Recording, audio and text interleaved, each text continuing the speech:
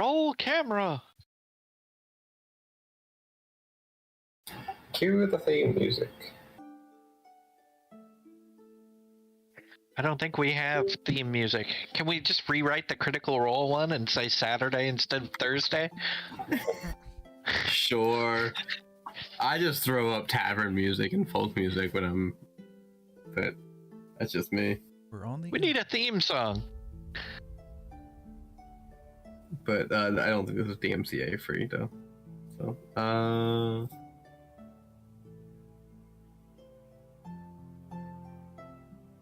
okay.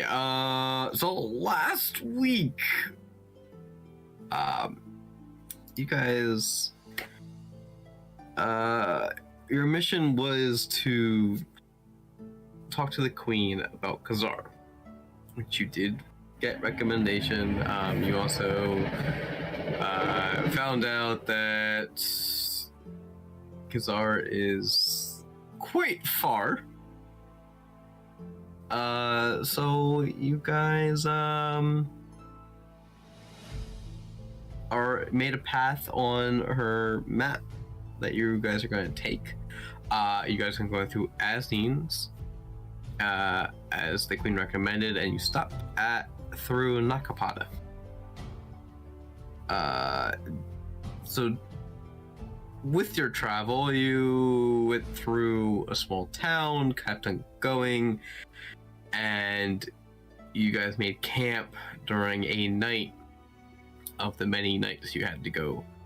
During this time, Jane encountered a lost child, woke up Margot early to proceed to return the child to their family, and Margot noticed two human figures at the back, proceeding to crash into one, pinning them.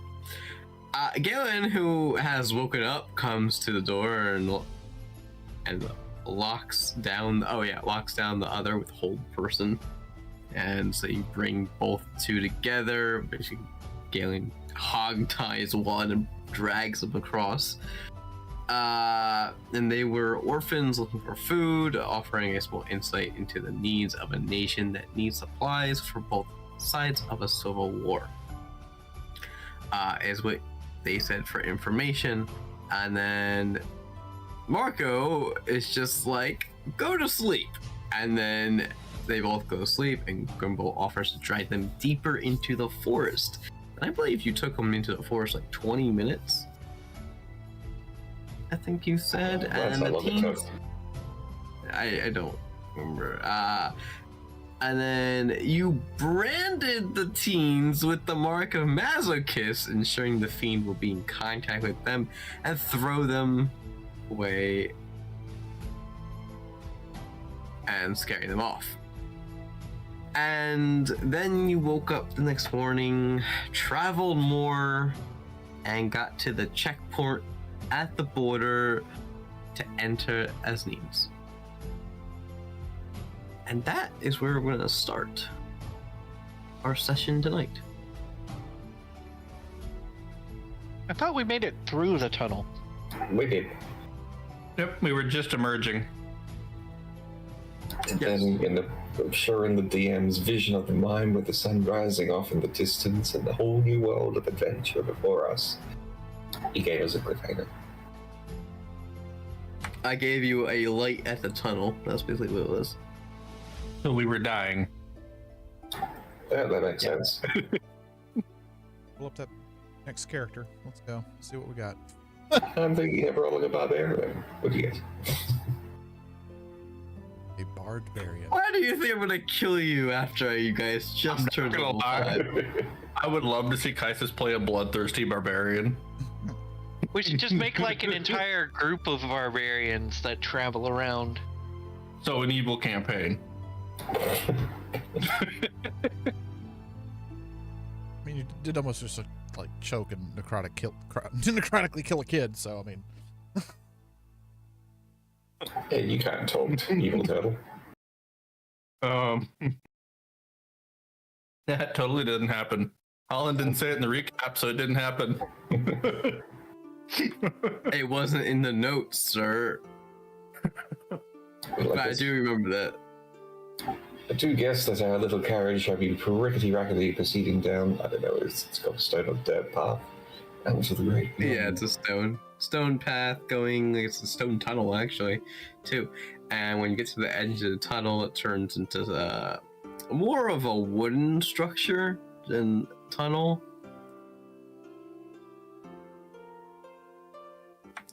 With guards on each side.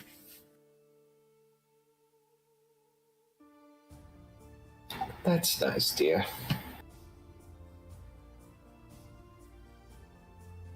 So what do we see ahead of us? Considering we're still continuing in our carriage. All right, still continuing through the tunnel. Once you pass the guards, you notice that off to the side, there's still the inspection centers. Like, this is a big tunnel. You can fit like 2 carts side by side with still room. You get past through the tunnel, past the guards, and it opens up to a forest with a road going splitting down the middle of the trees, and each side is very similar trees that you saw in Anand when you were coming through, just on a different side of the wall. So there's a fork in the road. Are there any signs telling us where we need to go? What did the signs say? One is towards the mountains, and one is down south. What, it just says down south? Yeah, just down south. Just down south in mountains. Yep. That's what the signs say. Yep. Wow. Looks like we're Useful. dealing with intellectually challenged people in this particular venture. I suppose. We're supposed to be going north. So south would be the wrong way, right? I guess. Didn't you say there was like a village in the mountain we could resupply at? Probably. I think so. So what? Towards the mountains, I guess? Makes sense for me. All right. One Anyone would oppose? assume so. Am I still driving the cart? Or was that a... Yep. You were the As one that we was driving know. through the tunnel. Right. Yeah. All right. No protest. All right. To the Nope, right. you're the driver. Lead To on. the north. Holland. To the north. He's dead. All right. Yeah.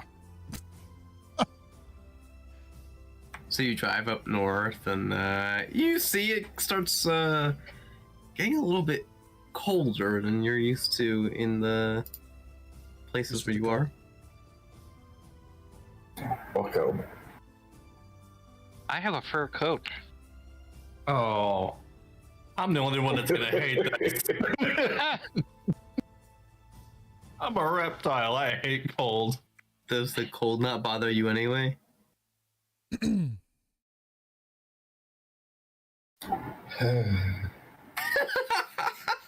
Sorry. Anyway. Just let it go. No. Well, I see what tonight's gonna be. We're gonna find a princess in an ice castle.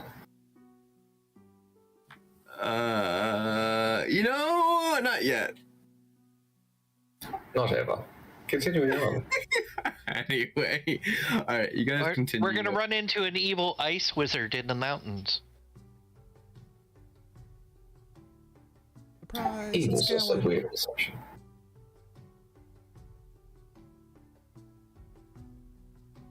Sorry, bring up a map, my own personal use. Okay, so you guys travel up north towards the mountains. What does and terrain you- look like as we go through? So the terrain turns in, instead of the forest, it turns into hills and open fields. In And it gets slightly colder, not like super cold where it's snowing out, but it's kind of like a good like 60 degrees What? rather than like Conversion, please. Oh god. That's warm. That's 20 degrees Celsius? Land gear. So probably quite comfortable in our traveling gear then. Oh no, it's 16 degrees Celsius. My That's bad. yeah. That's still pretty good. Yeah, like the country, like places you were staying at, it was 80 degrees Fahrenheit or 27 degrees Celsius. Man, I must have been miserable as a cat with a fur coat. How was my cat so chipper in 80-degree weather? We just throw buckets of water on you every now and then. Well, it's only domesticated house cats that dislike water, so. Exactly, so you're fine. Also, incidentally, we've only been traveling west, right? Yes. How's the temperature changing so much? Strange. Hmm. And I assume we've taken a rest since the encounter with those kids. Yeah, that was 5 days ago. Yeah, that was 5 days ago. Okay, yes, we have definitely taken a rest since then. Yeah, I asked you if you guys wanted to speed through a couple days instead of doing it every night. Yep. Oh, there's And you guys agreed, so I was like, let's just do it. And I would imagine we're probably moving more of a northwest direction than just a straight west. right. I don't know. Yeah, you're doing northwest, yeah. Slightly. So hills, and you start seeing there's farmers outside, even in this, 60 degrees weather, and they're tending to their crops. You see there's giant wheat fields on both sides of you going down the road. You go a little bit more farther, and there's corn being grown with some farmers tending to the crops. Once in a while, between a couple acres of these plots, you'll find a small house or a barn of some sort attached to the road.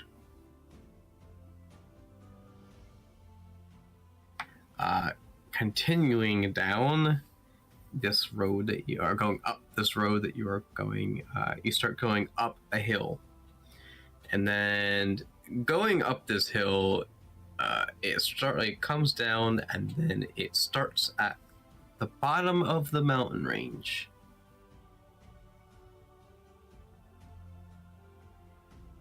So it's the mountain?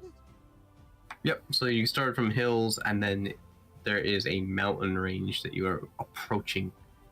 I see. Are they super tall? Or are we talking like really like can't see the top mountains or? Yes, they are above the sky, Right. or above the Cloudy? clouds. Right. Okay, it's cloudy. Can't see the tops. We're just no more forks in the road. We're just continuing along. Yep. There's just a single pathway. All right. Continuing along at the same speed, just observing as we go through. Okay.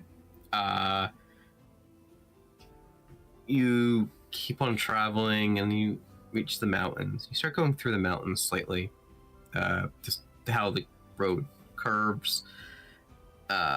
And you approach a small area that has a couple houses that are on the side of the road.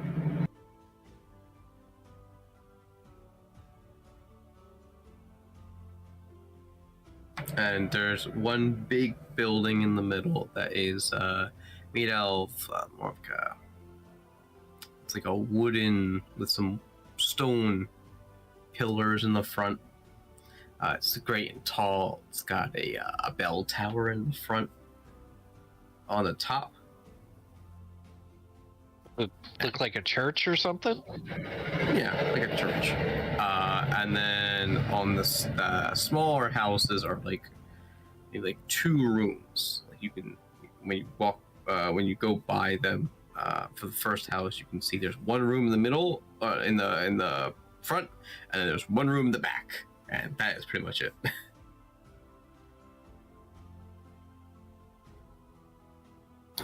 How quaint. Does the road just go straight past it? Yes, Any We'll people walking around? stay on the road. Yeah, pretty much. there are people on the road. There On are the people road. on the road. They blocking the road? No, they are not blocking the road. They are more like standing outside in like a little circle talking in front of the large building. Not in the But middle they're of the road, not though. like, yeah. So in other words, there's a commotion. Not like a commotion, more like just people just talking. Like they finished Sunday's service and then just outside about to do a cake sale. Basically. Excellent. So we were all on by. I suppose. I mean, nothing looks like it's a problem. If there's nobody swinging a sword at us, I think we should just roll on by. Right. Are we all doing good on rations and things after all this travel? Yeah, we should be. We should still be running off of the carriage stores, shouldn't we? Yeah. We doing good, Marco? It's a good question. 5 days. Yeah. Let me delete some of our stores. Carriage.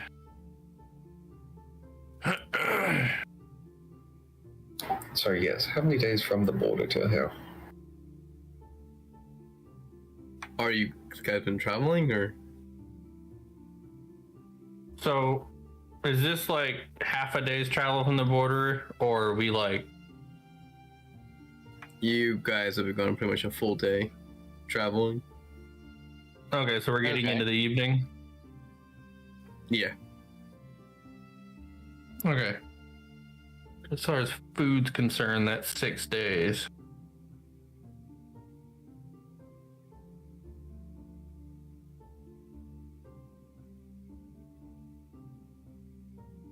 Alright. Yeah, we're still doing okay. All right. How narrow is the cool. road around here? Is it like way up against like a ravine drop off? Then there's the town to the left or the little village to the left? What are we looking at? So it's a dirt road, and there's somewhat of a stone wall blocking it off in front of the houses. But the road is pretty decent to put like a farmer's cart on the road. Are there places to pull off on the side? Yeah, there's like the grass. There's no ravine that goes next to the. All right. It's So there's just plenty flat of land. room to pull out. Yes. All right. Any reason you can think of that we need to stop everyone? No, we've got food and water still. All right. Continue on. Okay. So continuing on down the road, and you see more fields. The sun's starting to set lower and lower while you're traveling. Eventually, you keep going, and the fields that you saw are now turning into a black, I guess, background with slight silhouettes of houses and the lights in the distance. Are you going to keep going, or are you pulling off the side? I mean, once it starts getting like right before dark, we're going to find a nice place. We're kind of keeping the eye out to pull off to the side and make. Okay.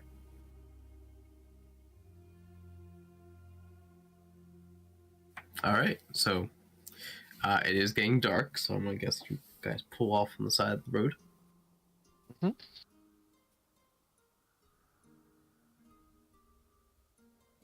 So is it all open fields here where we're at right now? Yeah. Within the distance, you can see small houses that are lit by a candlelight or torches or whatever. Okay. Are there any patches of trees? No patches of trees. Okay.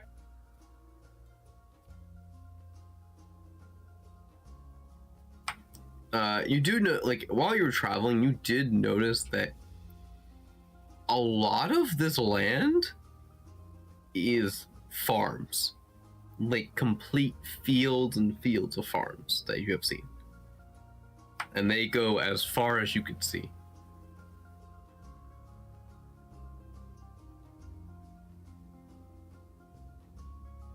Well, this is going to be a very boring trip. I don't. As I set to work making a campfire.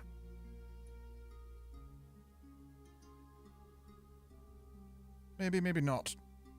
Know what hides in these mountains.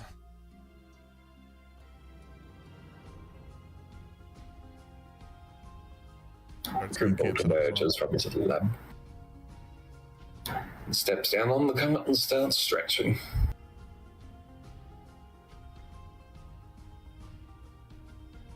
Alright.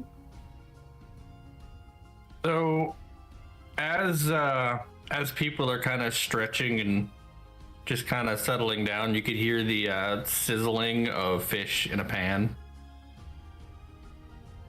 Fish? I smell Yep. fish. Making fried fish. Fish is good.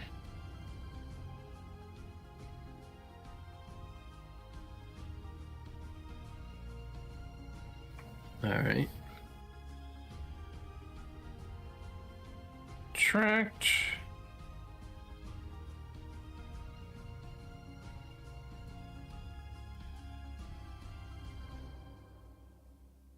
So how's everybody doing on supplies? While I'm cooking. Just kind of tossing a pan in my hand and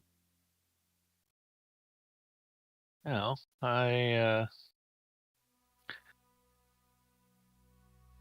And we just stocked still up right before we have. left. So, yeah, I'd that been- was a little over. That was about a week ago, though. Nice. Nearly 2 weeks. Yeah, Still pretty good. I'd say we got about a week, and we're gonna need food. We've gone Yeah. through about 2/3 of what we had. So we should start hunting. There's all Not these a bad fine idea. lambs. I mean, Problem is, just kind of gesturing around is we kind of need a forest for that. I mean, you could always hunt those farmers. I swear I don't have 21 days of rations in my backpack.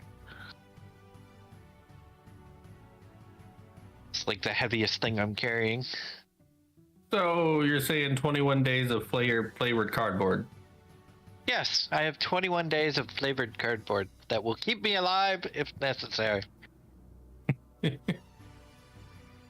By the way, what's cardboard? I don't know. I made the word up.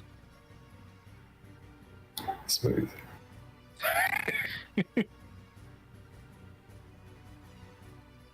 Yeah, I'm pretty good. Just, I guess, when we come across the next big settlement, which was what we're heading towards, I guess, be able to stock our supplies and continue on our way. So I just thought we probably should have asked to make sure this road actually leads there, and we don't need to like go off road or turn to get there. Well, We no don't one really know spoke the up. layout of the roads. Yeah. No, I just thought of it now. I am not a Plus, navigator. I was in the carriage as well. Right. And don't look at me, I don't know where we're going. I'm just put horse to cart to road and go. That's what I did. So, is the town behind us? Would you call that a town? Well, the buildings. What town? Colin? Yes. Like, it's a very small, like, hamlet. More like anything. Okay, is it behind us or ahead of us? It's behind you. So, do we want to go double check directions before we keep going? Not right now, but in the morning. Being it's still within sight. I mean, sure. You can walk back and ask if you want. Well, we can wait. I mean, we're kind of flying blind at the moment here, in between bites of fish. Probably a good idea. We don't actually know if this road is going to suddenly turn south or make a U-turn or if it'll even keep going. Considering this is a non-government country. Oh, that's fair. Does the road look well traveled?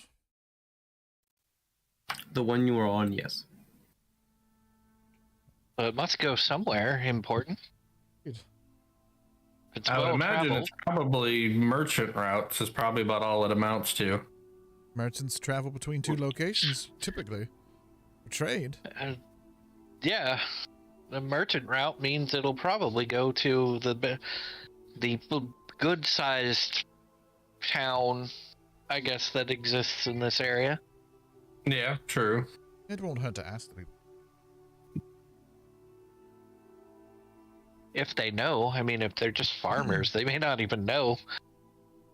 Where do you think they get their supplies Yeah. from? Everybody that comes by, they usually We didn't stop. farmers I know that make do with what they have.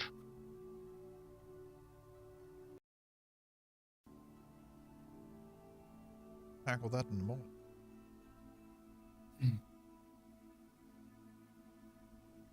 So, who wants to take what watch, considering we're definitely going to need one as we're very out in the open? I'll take first watch. I'll take second. Up to you. You want third or fourth?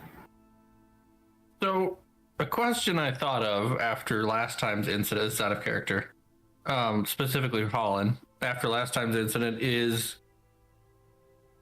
does the back door of the carriage have a lock?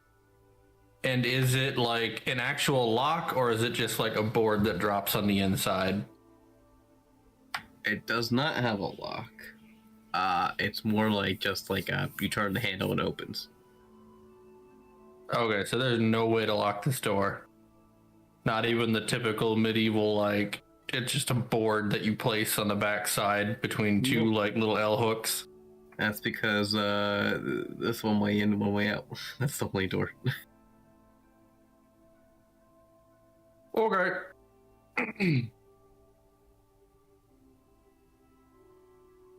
So, along the way, we may want to, maybe when we get to that big town, look for a carpenter or something to install a lock on that door. Or a locksmith. Oh, the locksmith! Yeah.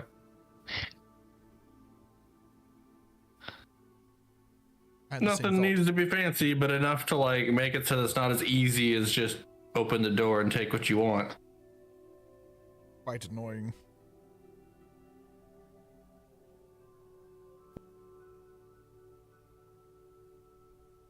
Yep, we kind of lucked out that Jane woke me up that night. Well, I wasn't It's gonna not so leave it much. unguarded. I mean, I still wonder if that little kid wasn't part of it. his parents were very happy to get him back. And no, he absolutely just chased a rabbit. Like, I actually saw the rabbit. Now that I think about it, I should have caught the rabbit.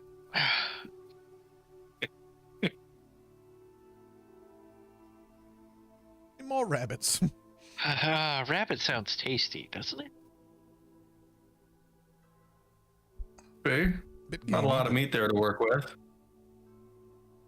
Just lean meat. Depends on the rabbit.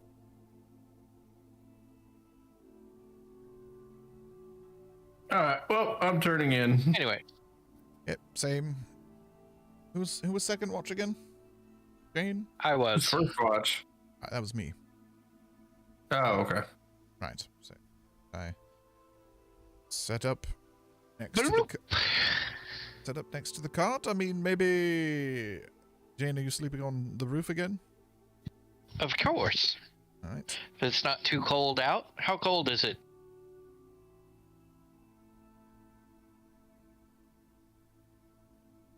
I would assume roughly the same temperature it's been. Yeah, it's the same Just temperature. a couple degrees Oh, yeah. colder. And then I'll just curl up on the roof, yeah. Sitting kind of, I guess, around a fire or something, just watching around, kind of near camp.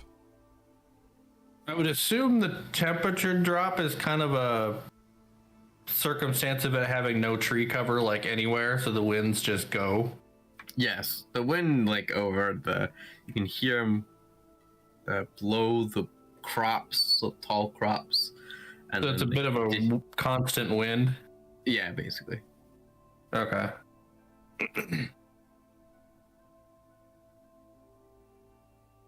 I'll who's just grab first a watch? blanket and lay against the wheel on the opposite side the wind's coming from. Okay. Who's first watch? That was me. I said I sat around, Alright. kind of close to the fire, looking around, keeping a watchful eye, seeing if I see anything, tossing the pseudo dragon a couple bits of dinner as well. Not too much, trying to lose weight, of course. Okay, roll a d20 for me for perception. 20. Perception! Perception I check. can just do that right. Yes. Like clicking a button. It's so much easier. 16. Okay. Looking around, just look around and you're like, there's not bad area, you know, it's nice calm and lots of fields and nothing happens. Also roll your D100. Forgot about that.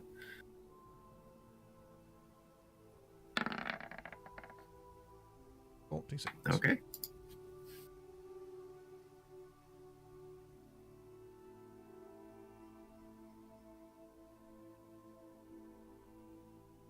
All right. So yeah, during your watch, nothing happens except for the blowing of the wind.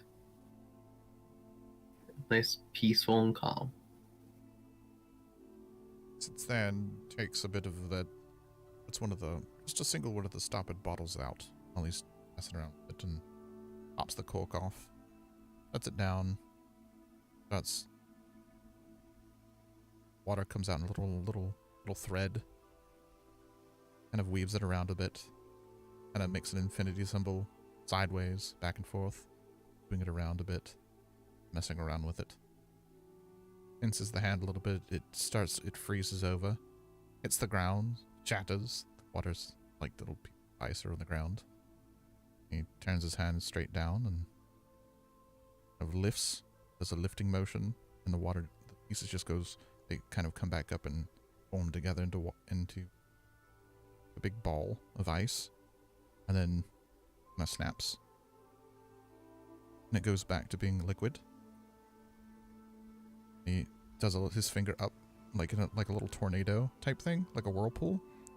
And as he does that, all the bits of dirt that got picked off the ground just kind of fall out. Water's pristine again. Puts it back into, does his hand in like the little pickup motion or whatever, like he's grabbing something. Forms it into a thread and it just kind of slides back down to the stopper. The bottle puts the stopper back on, back into his pouch. This is all, he's not really paying attention too much to it either. This is just kind of nonchalantly, like a little toy he's playing with one hand. He's not even really watching it too much. He's like watching around instead. Puts it back in pocket. Goes over to the side of the carriage and Jane, I believe your watch is about to start. So far, so all good. right. So All far, right. so good. I'm up. Indeed. All right. Well, I Goes and lays down. shake myself awake. Rub my face a little bit and start my watch. And I'll just remain on top of the carriage since it's open field. Sitting on top of the carriage, I can get a pretty good view around. Yeah. Yeah, you can make a perception check and look around. 18. All right, yeah. So looking around, you're just like, these fields look pretty cool. You know, like goes pretty far of what you can see within the dark, at least. But throughout the watch, you just same thing Galen had to go through. It was just literally just very peaceful. All right. Well, who was third? I don't think we agreed on anybody, did we? So I think it's just pick somebody. Well, since you're laying on the side, I'll just climb down the side of the carriage and shake your shoulder a little bit. So, time for third watch. What do you want? Third watch. Watch what? Keep watch. Oh, yeah. And just kind of roll over and get up. Alright, now, once I actually see that he's up and moving around, then I'll climb back up the carriage and continue my rest. So Marker will just kind of walk over to the opposite side of the campfire and take a seat and start meditating a little bit, channeling energy to his claws and back. And then about every 10 minutes or so, kind of do a walk around. Okay. Make a perception check. 16. 16. All right. So, with 16, you look around and there's same thing. Nice calm night. Winds, of course, blowing around. But you hear this small whisper of Why my watch every time? of a young girl in your Oh, no. head Oh. saying, "Come with me." Uh-oh. And it just echoes, feels like it's going farther and farther away, and it keeps saying that, and like it coming from different directions all the time.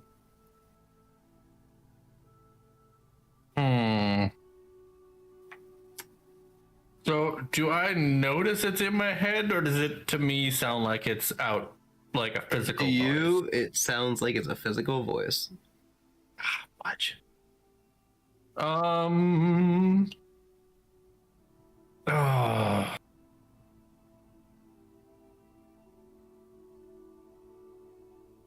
Oh, that's...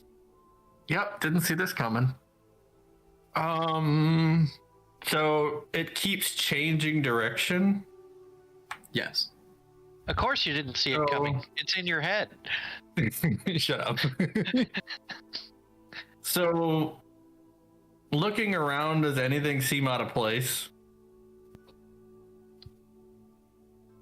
Looking around, no.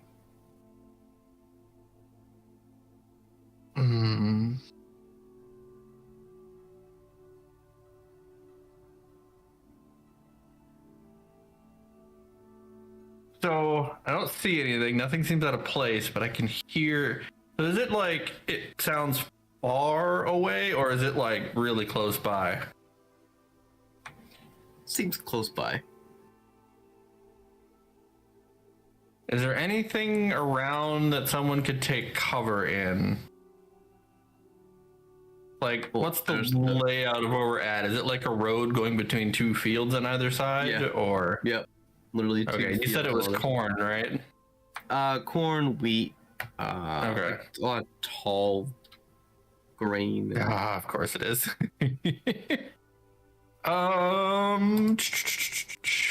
Can we look here? I'm just gonna say out loud, where are you? There is no answer. How loud is he saying this? A little above like normal, like how we're talking now. Enough that it would reach both sides of the road. Okay, so enough to wake me up on top of the carriage? Like, I could easily hear it on top of the carriage? Well, if Marco's saying it loud enough, I would imagine so. Yeah, I'm not like shouting, but it's about halfway in between shouting and talking. It's just a raised voice. Did Galen go back in the carriage? Imagine so. Yeah. Okay. And she I'm was sleeping assuming there. Grimbold's in his room. That he is. Okay. All right. So yeah, the carriage would have muffled it for Galen. What? Who are you talking to? I'm just gonna completely disregard his stirrings and just shout it even louder. Where are you? Who are you? What? And your spirit box replies, death.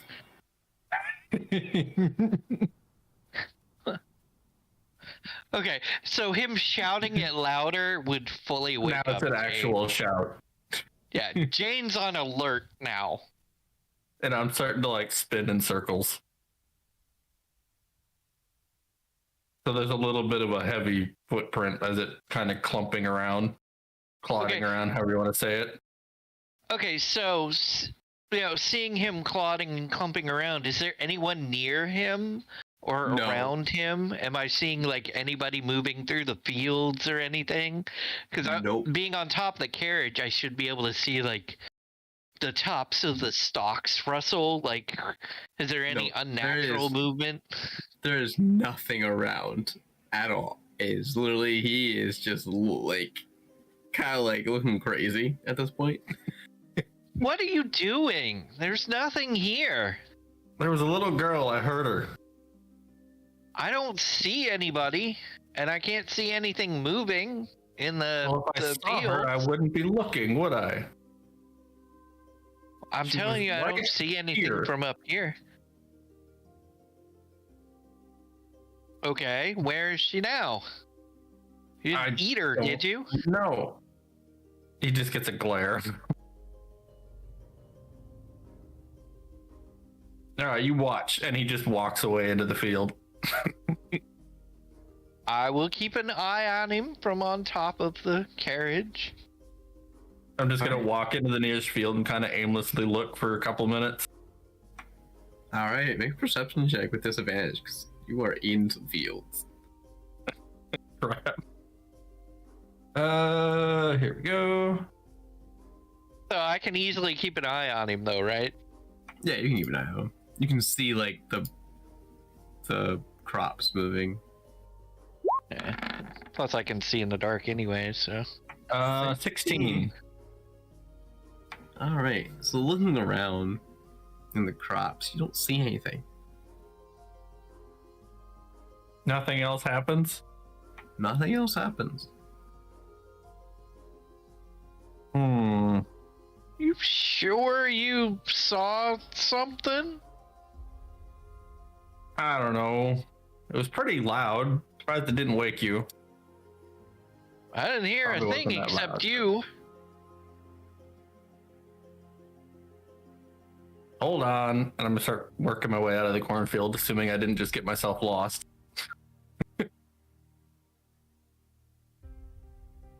Working my way back to camp.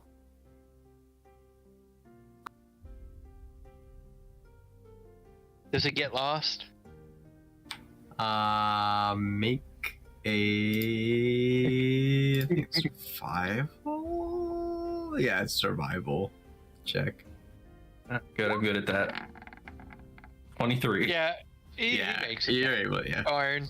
I was hoping to say turn left. No, your other left. Calculating. calculating route.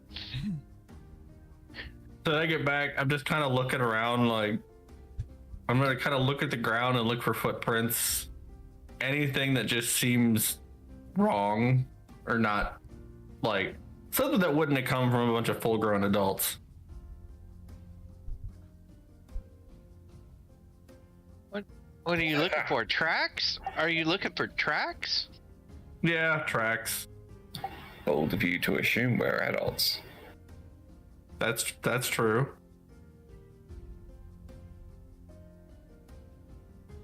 I don't really know Minotaur biology, so I could be very wrong about that.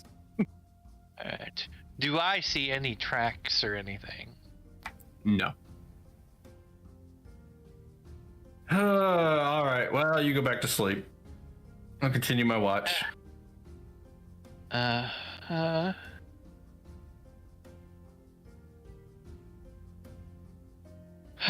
well, I'll lay back down and just, keep one eye open for a little while.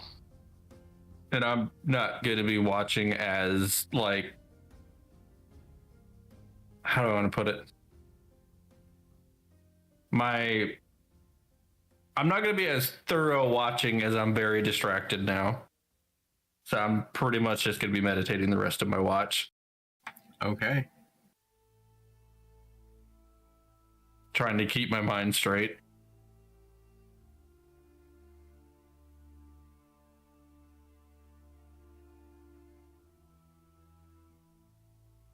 Okay.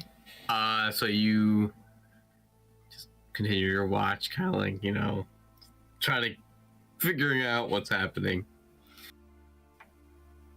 And I assume Jane notices nothing out of the ordinary Yeah, for the rest yeah, of his watch. Yeah. Nothing. Alright.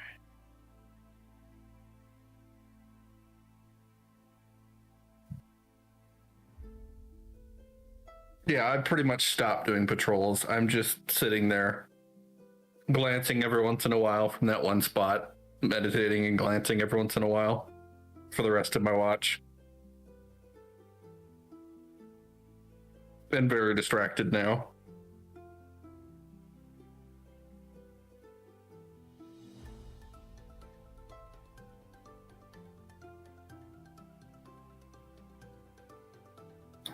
Okay. Yeah. So that's the end of your watch? I'm assuming nothing else happens. No, nothing else happens. Okay. All right, so at the end of my watch, then I'll go in and start rapping on Grimbolt's door. Okay. The door would creak open after at least the third or fourth time. Watch time. Yep. One moment. The door closes, a brief scruffle, and he steps out, fully robed. And makes his way down. Have a good night. Nice. When I see Grimbolt come out, I'll actually go back to sleep. Marco's going to attempt to sleep, but it's not happening. He's still trying to wrap his mind around what just happened.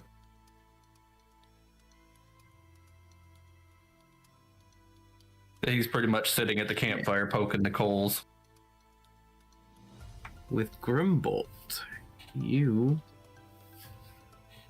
are taking your watch and you're looking around, and all of a sudden you hear a different voice than what Marcos, but you hear a voice that you know has Masochist in your head. And he sends you a message saying, beware of the people in that nation, as they are not truly who you think they are.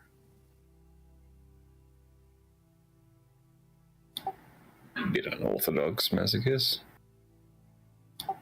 I should heed your warning. and proceeds to open up his little research book and start sketching out plans for the next stage of his chemical processes with his sickle.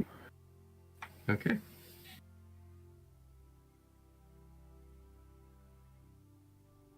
And the rest of your watch is completely fine.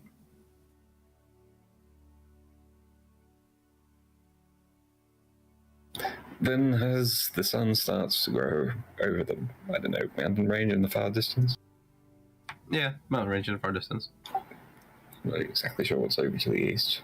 Wait, that's actually a good question. What direction does the sun rise on this particular planet? The same as Earth, so I don't have to deal with anything else. That's fun. I'm not gonna lie, I'm assuming that it rises in the west, right? On Earth? I don't know. Oh, wow. It's not really a question that comes up very often. It rises in the west, right? East. East, does it? Oh. On the I've Earth, had it that rises backwards. in the Oh. in the east, sets in the west. That's why westerns, their cowboys always ride into the sunset. That makes a lot of sense. But anyway, yes, as my watch closes, I snap my research book, so I just quickly stow it inside of my little dimension, and then proceed to rouse the rest of them. Starting with Galen, because he'd be in the cart where my door is. Marco's still sitting there. Can't sleep. Good morning. It's morning. Well, he's right. Well, he's waking up Galen. I'll throw a rock at Jane. Hey, who did that? Wake up. Ah, damn it! Don't throw things at me. Well, don't sleep in a place I can't get to. Yeah, that's about the only reply you get. Can't be Get to it. Climb up the back ladder like you're supposed to. Or you could have just said something. That's I mean, a good I point. heard you in never the actually middle of asked the if night. there was a ladder up there, which I guess there should be, being there's a luggage rack. I've just got this sudden, just mental image of you trying to attempt to climb up the back of it, and the whole wagon just started to tip backwards Go and the horse is being backward. lifted off. How fat do you think Marco is? I'm not saying he's fat, I'm saying he's heavy. Okay, that's fair. Big bone. I mean, yeah, exactly. He's just big boned. He's so big boned, it's on his back. Hmm.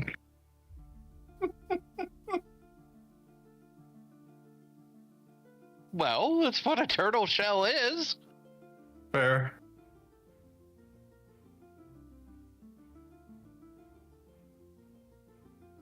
Okay. So basically, at the end of Grimbolt's watch. So I'm assuming I ended up with a point of exhaustion. Yes. Yep. By the end of his watch, the sun starts rising, and the morning starts, and you can hear in the distance of the roosters sounds, and all the candles that were in the distance have already been blown out.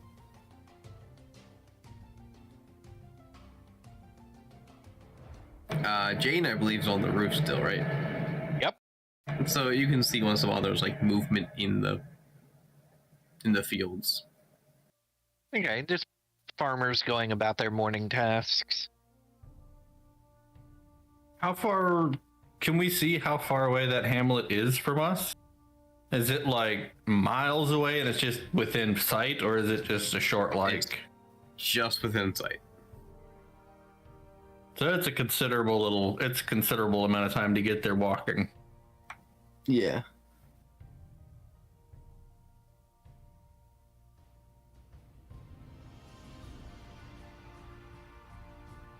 Probably like an hour. Okay. What about my cart? That is with a cart. Oh, he said walking, so. Oh, walking. We Oh, have okay. horses That'd be a little that bit probably more. is not walking speed. Yeah, that's probably a little bit more. It's probably like I don't know, probably like 2 hours then. Okay, makes sense. If we're not pushing the horses, that sounds about right. Yeah, that was kind of a casual pace, I'm assuming. Not like them running. Yeah, we don't have them running where they're just, plodding along. So I'll scoop up the feed bucket and shove that back in the cart. Marco obviously kind of a little wobbly. Marco learns his lesson. Hey, what lesson did I learn? Don't stay up at night. No, Don't forget the feed bucket. Yeah. I don't feel like paying even more next time for it. Went from a $300 feed bucket to $800 for the same bucket. Hey, in an emergency, couldn't we eat out of that bucket? they're technically not an animal. Hold on, let me read this.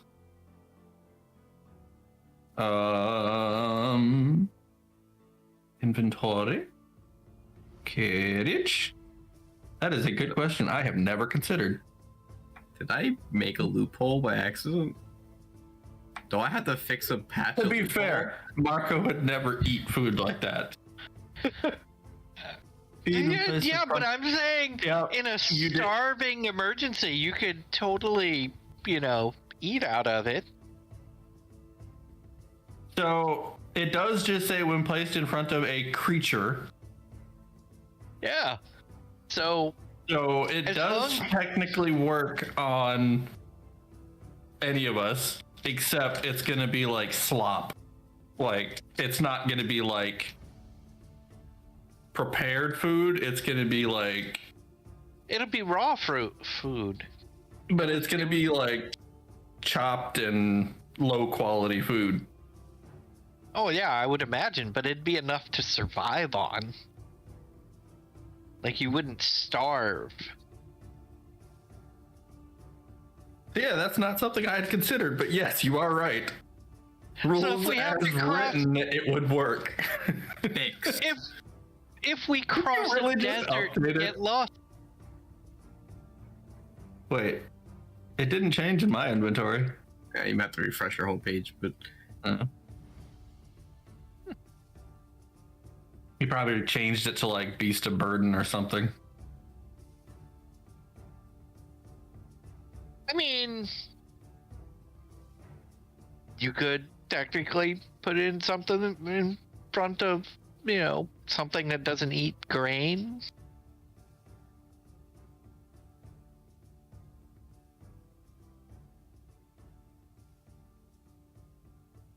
What did you change? It looks the same to me. did not update. No, I can always just hit customize, but anyways. It was just a curiosity of mine. Not to mention, it puts me in an interesting dilemma. Would I rather starve or eat that? Yeah, Considering I thought it would food be- is my whole thing. yeah. It would be a good Marco thing.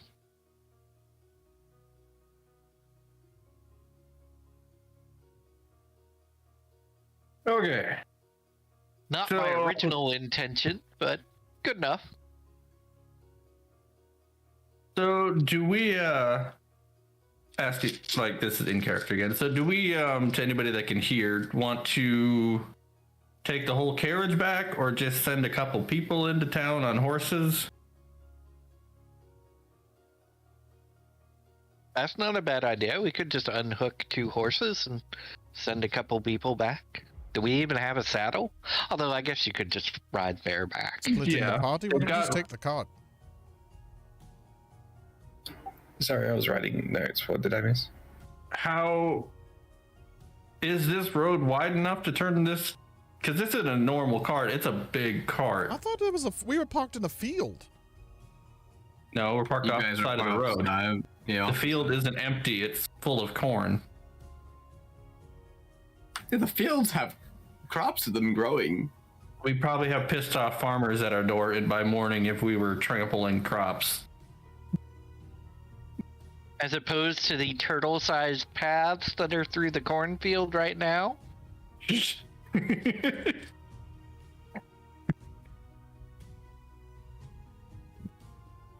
So is there, I didn't catch what you said, is there enough room to turn this giant cart around, or is it clearly we'd go through the crops, turn it around? You would have to go through the crops, turn it around. That's what I was afraid of.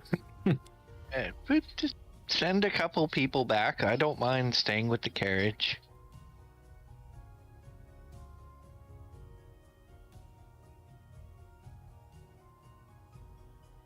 Yeah, because it shouldn't be a big deal to just ride bareback to a short distance.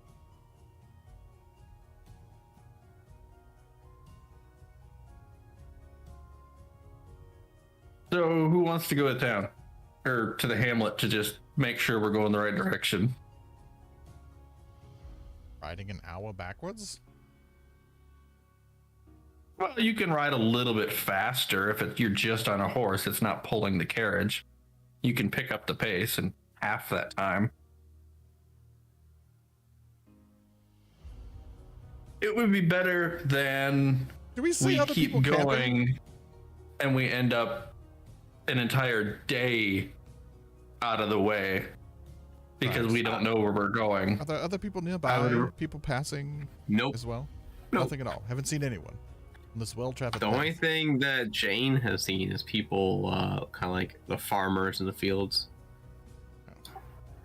Why not? And Okay. the people you saw at that little hamlet. That was What? pretty much all the people you Why saw. don't we ask them, Oh, that's fair. Probably get the same result. right? I'm assuming Well, I can- they're still a ways away, not like directly next to us. Yeah, it's a ways away. Do we see a farmer? You do in the fields. Right? Can I wave him over? Can I get his attention? Make a performance check. Okay. A wave performance check. I'm gonna see how well Jane's just like, So by in the field, are we talking like they're near us, or they're like a mile or a half a mile away, and they're just within vision? They're within 14. vision. 14, okay. I got a nat 20 for the farmer's perception, so it was gonna be Wow. no matter what. I could have rolled a 2 and he would have Oh, it seen me. looks like you're trying to get some attention here. How you doing there? I see that you're, you, the farmer just comes through the, the crops and finally comes up. It takes a little bit. It takes like 10 minutes to get here. And the farmer says, I see you are just waving your hands. So I came to say hi and see what was going on the road. Yes. Thank you. They have a question. He like gently folds his hands Just in front passes of him it off. and just looks at the other people. Hand is in, like, on the forehead. He's shaking his head. Sorry to bother you, sir. Looks to the party. What was the name of this town we're trying to make it to? You see, Marco goes to the back of the carriage to look at the map. right, that as we he's got. doing that. Sorry, we're trying to make it to a big trade port, or not trade port, but like a city that's nearby, or some like large Hold town on. down the road. What did you say, Kaisis? Nakapata. Nakapata? Is that the one we're trying to go to? I think that's one we were stopping through. Yeah, he's right. Right. We're trying to make it to Nakapata. Is this road going to lead us there? It will, actually. Just keep going up the road and through the mountains. Any estimate with a, with this current entourage we have right here, about how long it would take us to get there? No, probably about 2 days. As long as you don't stop in clear tide. Wonderful. Is that the place behind us? No, that's not clear tide. Right. So should we stay clear of Clear Tide? If you would wish to, it's up to you. The road goes through it anyway, so you can either go around it or you can just go through it. Right. Well, Okay. Thank you for that information. Greatly appreciated. Thank you. Have a nice day. And he kind of like goes off the side, picks 20 ears of corn and hands it to you guys. And like, hey, here's something for the road. Oh, Ah, excellent. You should give that to the big turtle guy. Oh, he kind of like goes over to the turtle guy and hands it to you. Hold on, what is he handing to me? I'm not gonna lie, I was Corn. reading notes. 20 ears of corn. Oh, That's Wait. why I said hand it to the big Fresh turtle guy. hold on. All right, I think I just missed something here. How did we end up getting a bunch of corn? because we're nice. Yep. We're nice, Marco. Okay, I'm just gonna go with that. We don't chokehold kids. Wow. Oh, kids? A long story. Let me tell you. Oh my gosh. People, they tried to rob us So- in the middle So of with the that, night. we totally just said that out loud. No, totally, we did. Like, no, it was down the road, like way the hell down there. But So while he's explaining this, I'm gonna quickly take the corn before he changes his mind. right. Well, middle of the night, we got This- woken up by a bustle at the back of the cart and two kids trying to break in and steal our things while we were sleeping. So, not knowing they were kids and things, we, I guess, roughed them up a bit, but, set them off and let them go off to the woods afterwards. They lived. No. It's kind of a shame with the war While- that's happening going around. While he's listening to you, he's just like slowly taking one ear and handing it to Marco, taking their ear, like kind of just like still listening, but still trying to give the corn at the same time. So you could say you're all ears right now. There's just a big sigh from Marco. Really? Look, It's I too am early what in the I morning am. for this, and I just take the corn and set it in the back. Yeah, it's it's the road there, and I'm sorry that you almost got robbed. We haven't had many things. Thank you for the corn. I know. So Marco is gonna reach into his pouch and hand him 5 silvers. Do I want to know what that was for, Grimbolt? If looks could kill, I rolled a natural 1. Damn. It was just a fun D20, wasn't it? Oh, okay. So But yeah, Marco Like, hands whoa. him 5 silvers, and thank you for the extra food. We were definitely needing it. yeah. So anything else I can help you with? We don't get a lot of outsiders here, so I'm happy to help. How far away would you say, if you know, the Nakapata is? Oh, I go there pretty often. It's 2 days up the road there through the mountains. Okay, so we got enough food to get us there then. Awesome. Yeah, as long as you don't take the wrong path, you should be fine. Just stay on the main road. Okay, stay on the main road. Is the main road labeled? Is there a sign? Well, it looks just like this road, but that's the main road. Uh-huh. So I'm Okay. assuming no signs. No signs. Don't take any dirt paths off to the side. Gotcha. By the way, you guys, just a random out there question. You guys don't happen to have issues with like children running out of the hamlet at night, do you? No, we actually don't have children anymore around here. Okay, what is with your obsession with children all of a sudden, Marco? Just something that happened last night. Don't mind it. I mind. I mean, like, you're choking kids, you're hearing You It's bastard. hearing kids because I didn't see anything last night. And he was shouting loud enough to wake me up. Look, I didn't. Wake I you up healed inside? that boy, so he is fine. I healed that. Just scared him out of the idea of stealing food, okay? So that's all fine. I even healed it. He walked away in the same condition as when he showed up. Still starving. But there was a voice last night, and I was trying to make sure it wasn't some little girl from the hamlet.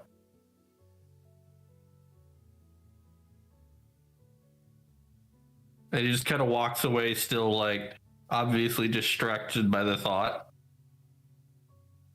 Hamlet was we hadn't made it there yet. I'm walking. We passed the hamlet to get to where we are. Ah, wait. Ah, yes, right. My apologies. Leaning over to Galen. Do we need to find like a female turtle? Because he's had all these thoughts about kids. I don't know. Look, I don't know. If we don't get our I hate 8 hours all of of you. sleep, if we don't get our 8 hours of sleep, we might get exhaustion. And if I know anything, have you ever heard it? Like, there's no way we're gonna get sleep.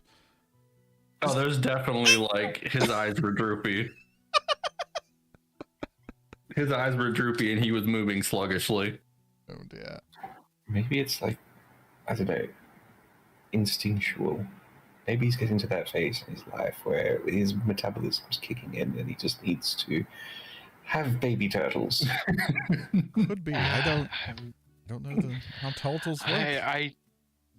Yeah.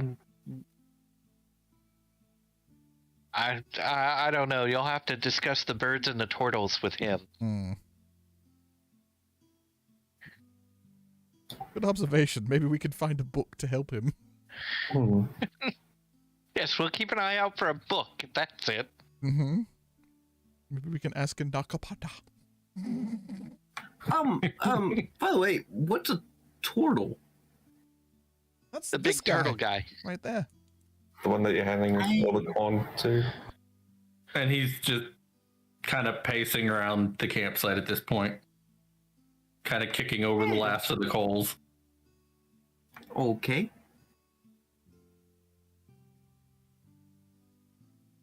Well, You seem a little unfazed for having to have met something that you've never met before and handed corn to it and didn't even bat an eyelid. we don't get a lot of travelers here. But there are some people that come by once in a while as trying to get us to sell our land to the church, but of course we don't. We stay true. I mean, to be fair, he did leave his field to, talk to a giant cat waving at him. I was actually interested. How are you? This. What? How am I what? This. Oh my god. And he's just like waving his hand up and down. I'm a cat. Yes, but it doesn't make sense. I'm a member of the race called Tabaxi. We're all cats. Where do they originally Technically, from? we resemble cats. We're not actually cats. Oh, what nation are you from? What nation am I from? I don't know. Aren't you supposed to know this?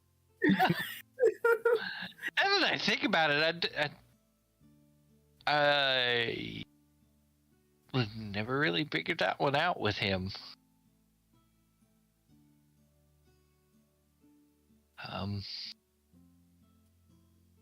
Well, time to pick a name off the map and go ahead. Should we pick the giant litter box? The desert? Yeah. Well, Jane's from the desert. actually, they prefer like mountainous areas. That would be. Oh wait, because of your background. Hold on. In the background, he works with Skitter as he classifies himself as an archaeologist, but really he's a treasure hunting thief. So you would be from Logovora. Be probably the best thing. Oh, over in the west. Okay. Yeah. Far west. That's a mountain range. Yep. Then how the heck did I get into the service of Skitter? The world will never know until I tell you. Or I can just tell you I am. Yeah, that's something you need to figure out. The world moves in mysterious ways. Maybe I went the other way around the world. Yeah, there is Around another the world. world. You say Holland, but wouldn't that be on you to write your backstory? Mm. Oh. I don't know enough about this Largo Vieira. So he's got to give me Anyway. the information on the region. Yeah. True, that would be something that we can work on during these next 4 weeks off, is fleshing out our backgrounds. Yeah. There is your nation. Yeah, we kind of just assigned our own city, wherever we came from, and Yeah, kind of plugged it in. yeah. Oh, wow.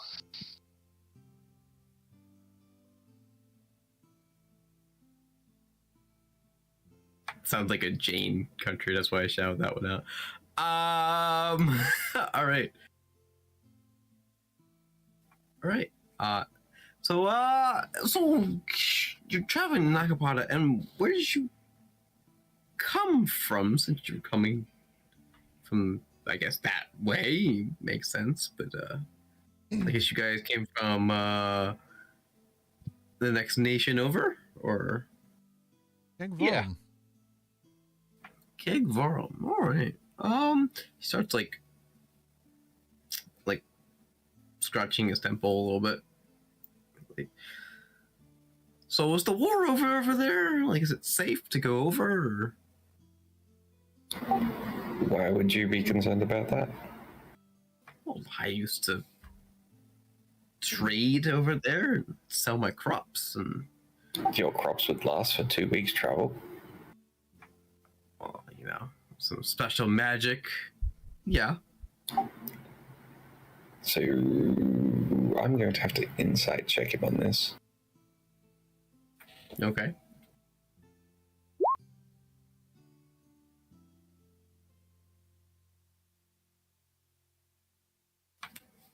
That would be a no.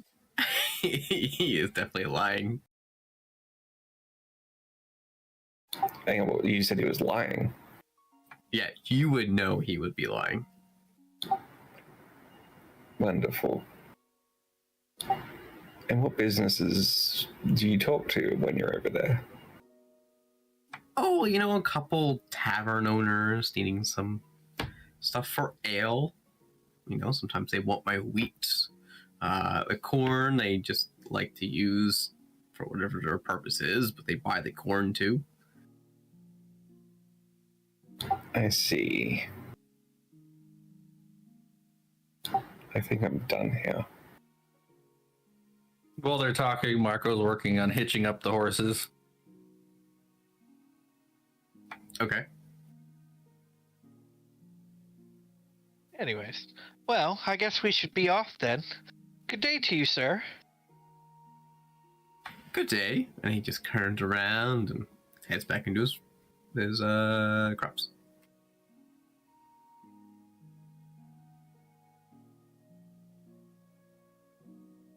Once he's well enough out of earshot, he was lying. Right.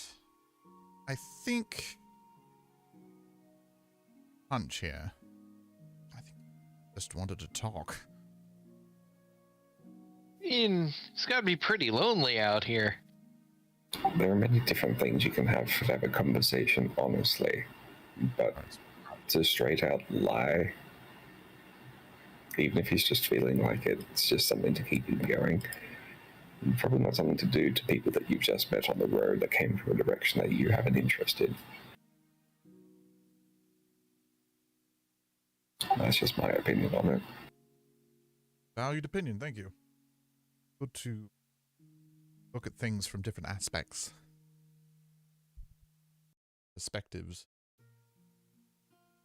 But yes, let's get these horses hitched and out of here. I'm not liking this place anymore. It's a bit weird feeling. Time to go.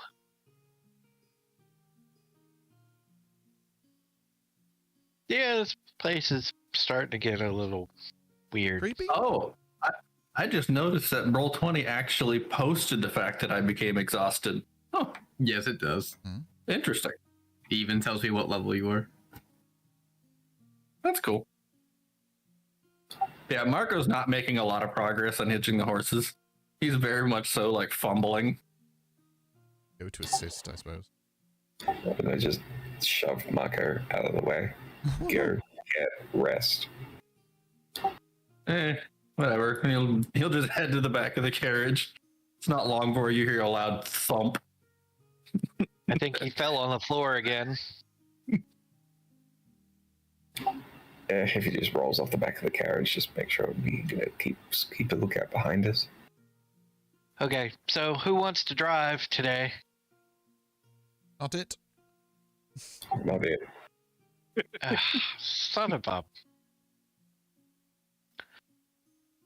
Fine.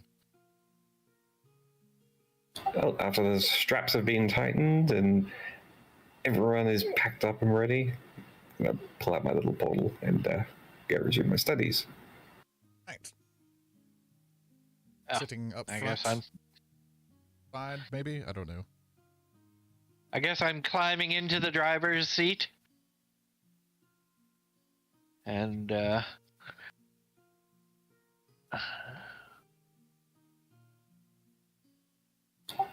And I do look around for Marco on my way in, making sure he's inside the carriage. Actually, Yeah, he's literally flumped over right in the main walkway. Going right up the middle of the carriage. I rolled a 13 for my animal handling. All right, that is enough to get the cart going. Off we go then. You go off off into the rest of the road and keep going, and you travel a day. But before the day ends, you reach a small town. And it looks very run down, very made out of wood that looks like it's very dark in color. There is a tavern and a couple other buildings. And So another Hamlet type place? yeah. Or a little bigger than the last one? Yeah, It's a little bit probably- bigger than a hamlet, but because it has a tavern and a couple more buildings. Probably So- that place that okay, so- Farmer was talking about. So are we stopping here? No real reason to. We're still pretty close to getting to Nakabata, aren't we? Okay. Right? I mean, Well, it's opinions are- another day, isn't it? Didn't he say it was like 2 days? suppose? Yeah, it was 2 days from when we... That's what he was saying. Could you describe the sandwich to me again, please? All right, so the buildings are very run down, very like kind of like a grayish color. Like the wood was very like kind of like a rotting looking. The tavern it's a larger building, and it looks like it has 2 floors. There is on the opposite side of the tavern, there is a smaller building with a like a small porch, and then there's a couple like buildings that look like housing, very similar to the ones that you saw in that little hamlet, where it's small. It's got 2 rooms basically. And just on a general glance, what signs of dilapidation are there? Like you mentioned, this was pretty run down. Like, is it to a point where it would look like this would be town that's on the brink of running out of money completely and they're desperate, or would it be along the lines of people are just lazy and it's all falling apart? They're at the brink of like desperation. It's completely run down. So is there many people moving about, or is it fairly abandoned? You see a couple people in the distance, walking across, going to building the building, or going into the distance, like into the woods, with very raggedy clothes. So we should just keep on going by, or they're gonna try and rob us while we're sitting here. Pretty much. I agree. Let's go. Yep, that's decisions on you two, because we're in the back. Yeah, Can't see any of it. and we keep going. All right, Marco, I need you to do a Uh-oh. wisdom saving throw. Oh, fudge, what did you do to me? Saving throw or check? A saving throw. Okay, thank God. Oh, I thought that was going to stop on the 1. So did I. 14. That was Okay, right there. In your head, you hear the same child's voice. Where are you going? Oh, No. we're going.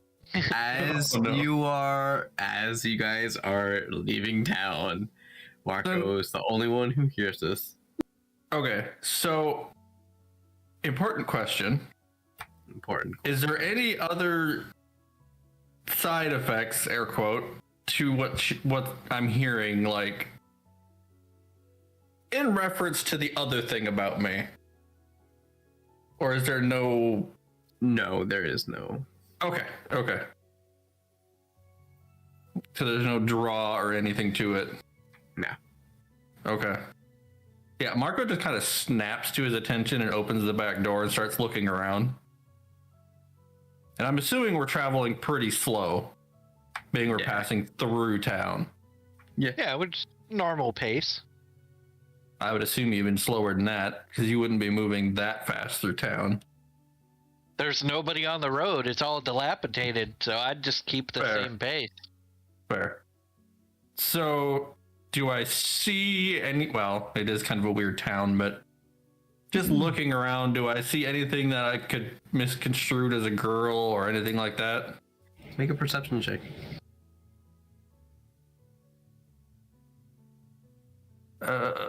Nope, down here. 10. Ooh, that was a low roll.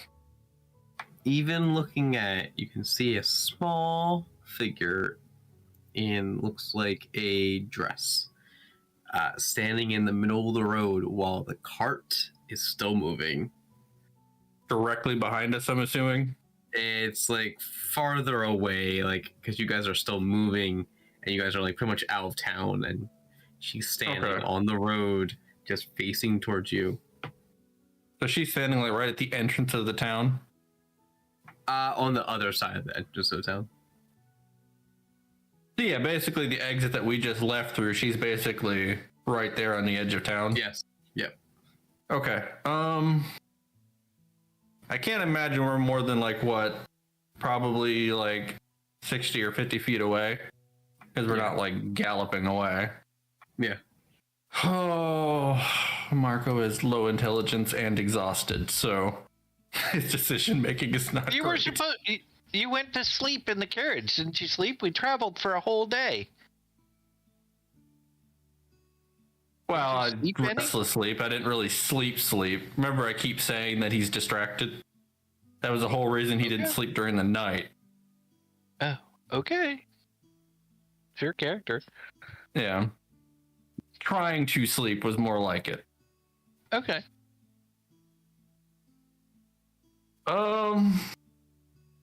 So yeah, in his half-exhausted state, Marco just kind of stumbles out of the back and starts making his way towards the girl after falling over on the road. I need you to make a dexterity check. Yeah, I was afraid you would say that. because technically, It was moving, and I'm Grimbolt's- exhausted. no, Grimbolt's door is in the way, technically. Grimbolt usually puts his door at the back of the carriage, doesn't usually he? closed, Or where did he too. put it this time? Let me put it that way. Where did you put it this time? So, based on the picture of the wagon that you gave before, it looks like the door's on the left-hand side, and there's like Oh, that it's big the- space on the right, The door is directly on the back. back middle. Yep, Yeah. back middle.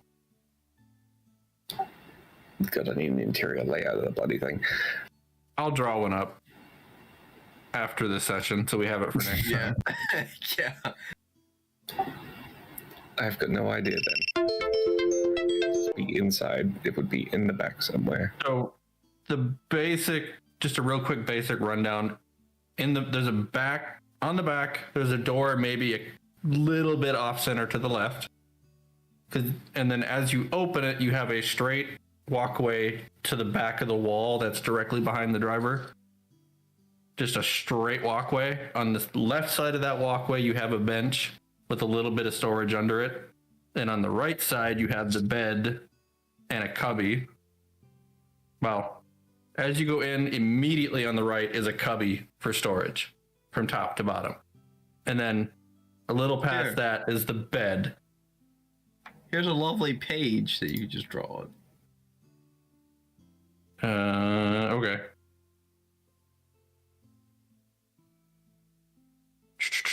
Do this as quick as I can. All right.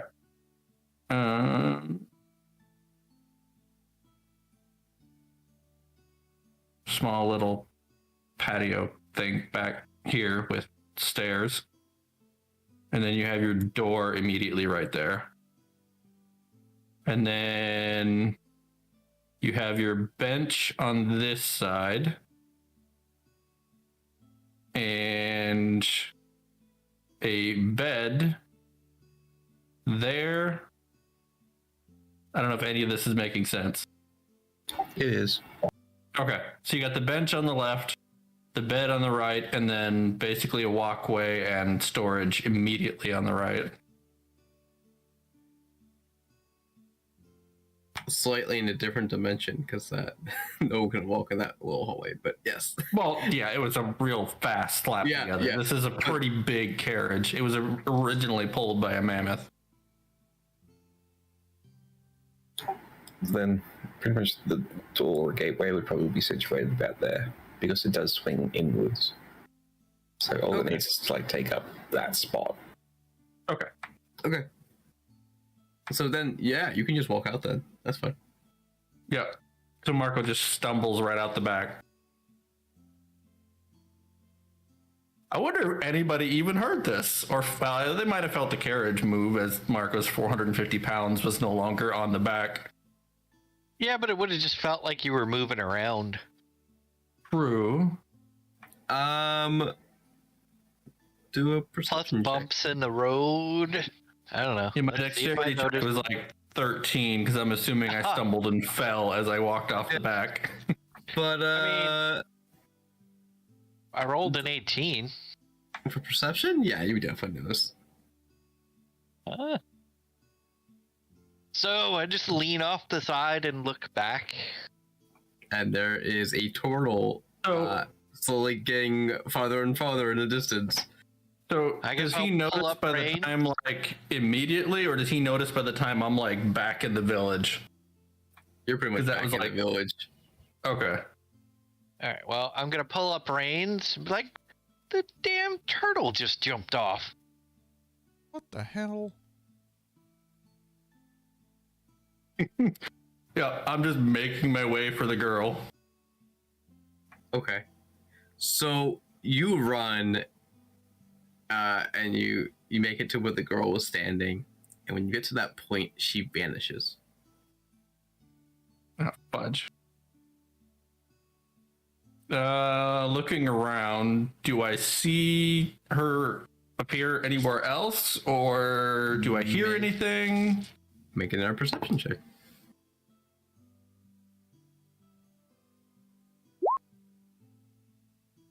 Oh no. Natural one.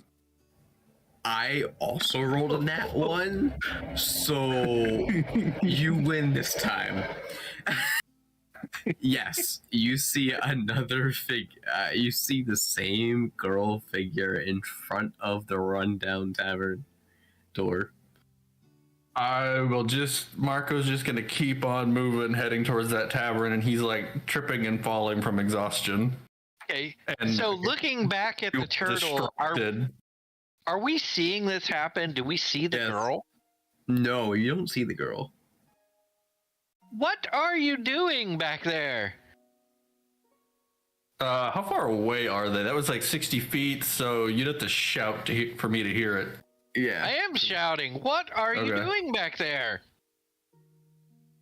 Marco just kind of like glances back and then just keeps going.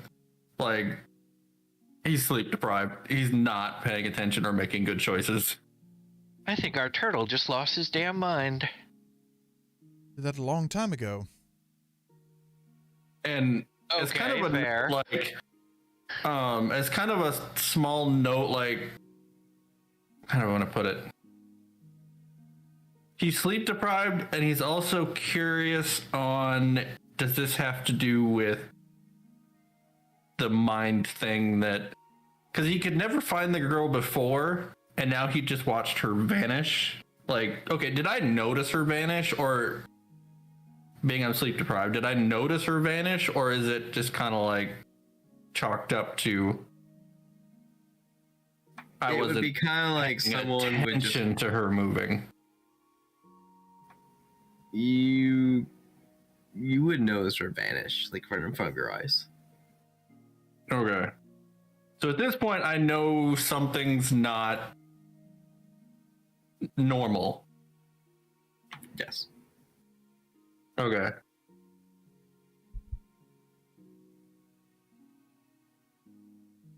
Yep.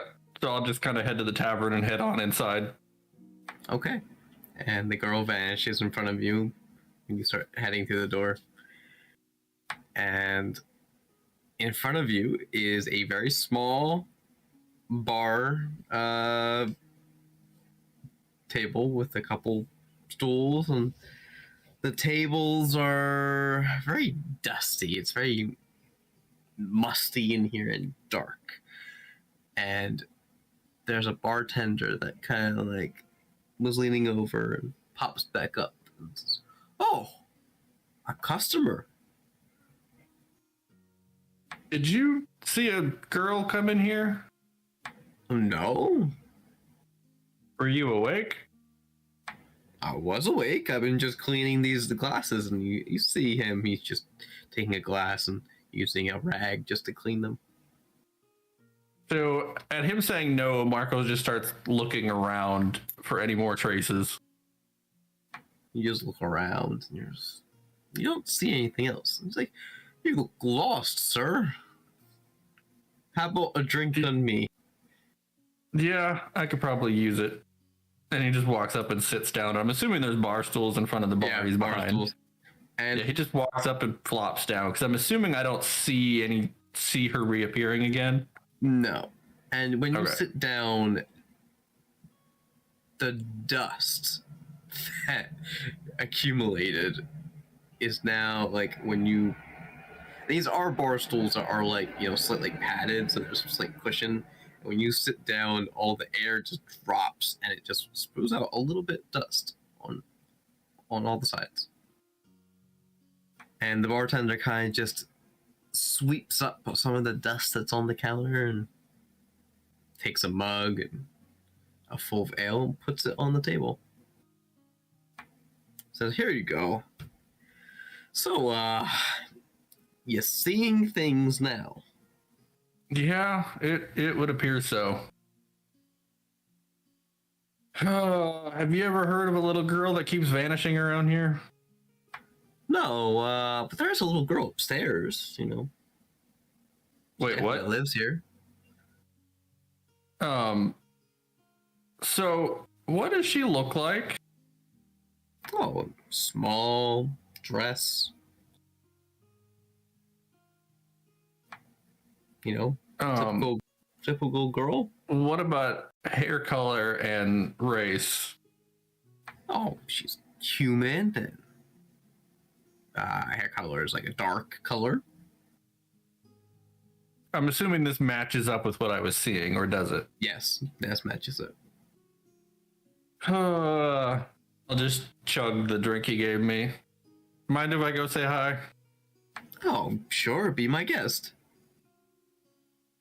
I'll just start working my way upstairs, completely forgetting to ask what room. All right, you walk upstairs, and you go walk up the stairs, and you come to a small hallway, and there's 3 doors. One is kind of like, looks like a very runnish down, like similar to the outside color door. The next one looks like it's paint that was chipping. It's like a bright color, and like a pinkish and a blue mixture, with different panel. Was it the pieces of wood going straight up and down are different colors of pink and blue. And then the far one is just a normal door that looks like similar to the first one. And when you're doing that, the far door. what is the rest of you doing? Abandoning the nuisance turtle. Discussing, should we go after him? Most likely, but That's what I'm thinking. So, we should get Grimble to go after him, right? ooh, no. Oh, this couldn't go bad. Wow, guys. I love that immediate reaction of no. Possibly, maybe. Could work. I mean, he's also. I don't want to go after him. Fine.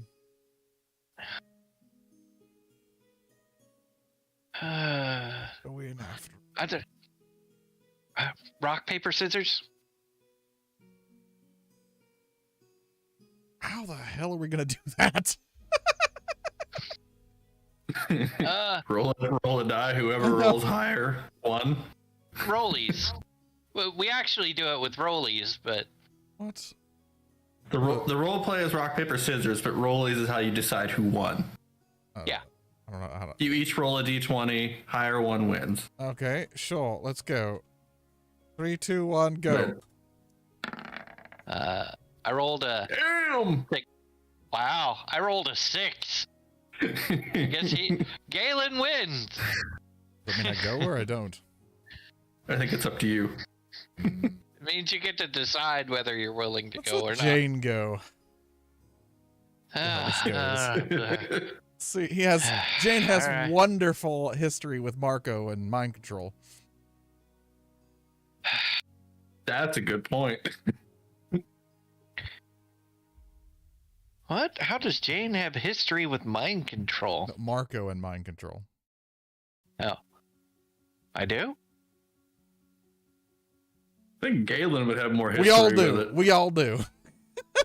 Well, somehow Galen's the one that's always next to me when it happens. Yeah, that's why Galen doesn't want to go in there. He's tired of it. Actually, now that I think about it, has it ever been anybody else? It's always been Galen that's been next to me. Yep. All right. Well, Good luck. Nope, I take that back. The druid, Kaisis' character, was next to me once. The original time. Claire. Yeah, that's the name I was looking for. It's been a while. Good luck. All right. Well, I lost. Guess I'll trudge back to town and follow him into the tavern. Okay. Is there anybody in the tavern? So you see the same bartender at the back. You say, "Oh, welcome to the tavern. To the Defeated Cake. I'm your bartender. How would you like to have a seat?" You said the defeated cake. Actually, Yes. I'm looking for a giant turtle guy. Oh, I believe he went to go visit a small child upstairs. You have a small child upstairs? Yeah, he was looking for a small child, so I said she was Is upstairs. she your daughter? No. She's the one who lives here. Oh, wait, what? Does she own the place? She's some, like, rich kid's child or something? Well, her family technically owns it. Okay, well, where's the rest of her family? They said they're on a business trip. And they just left a small child here? And you let a you know, stranger there's a- just go upstairs. All right. I mean, look at the town around us. Yeah. I mean, they left a small child here on her own? I mean, do you at least care for this child? We do. What's her name? Anna. Anna. Okay. Well, the turtle's mostly harmless, so I guess I'll go see what he wants with a small child.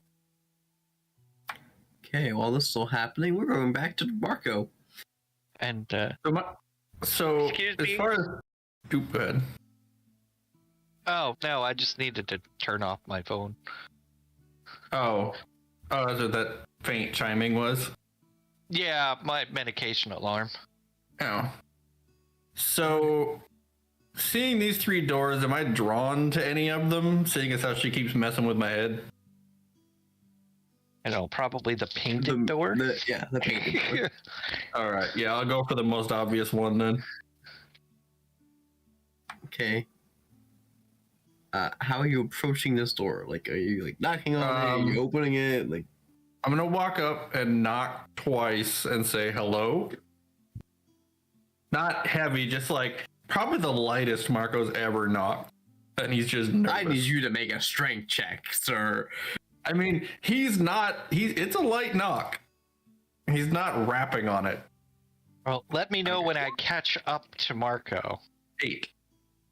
8. Okay, yeah, you do a gentle knock. Gentle knock. Okay. Any reply after saying hello? No. I'll slowly turn the doorknob and Okay. open it.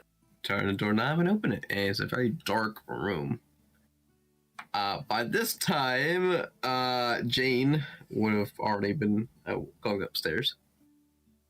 Okay, so I see Marco sticking his head in a room. Yes. What are you doing? And I just keep going and I just walk into the room. Minding I do have dark vision. Is there no light in here or is it... There's no light. Okay. So, yeah, I'll just open the door like most of the way. I'm big and just start to walk in and say hello.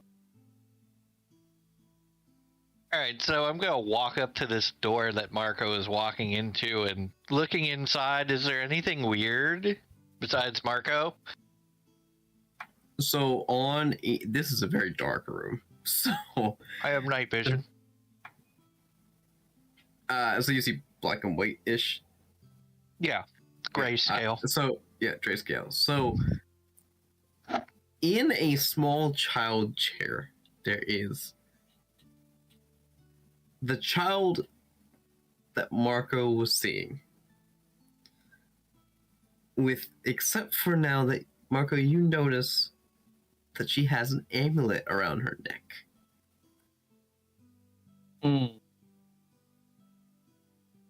Is the child alive? I do a medicine check.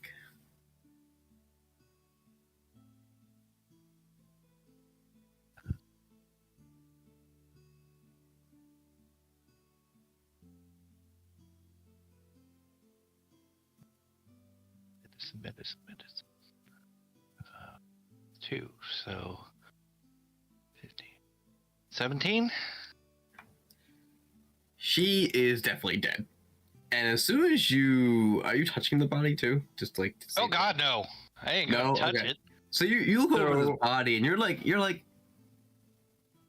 no, this is not a living body. basically in your head.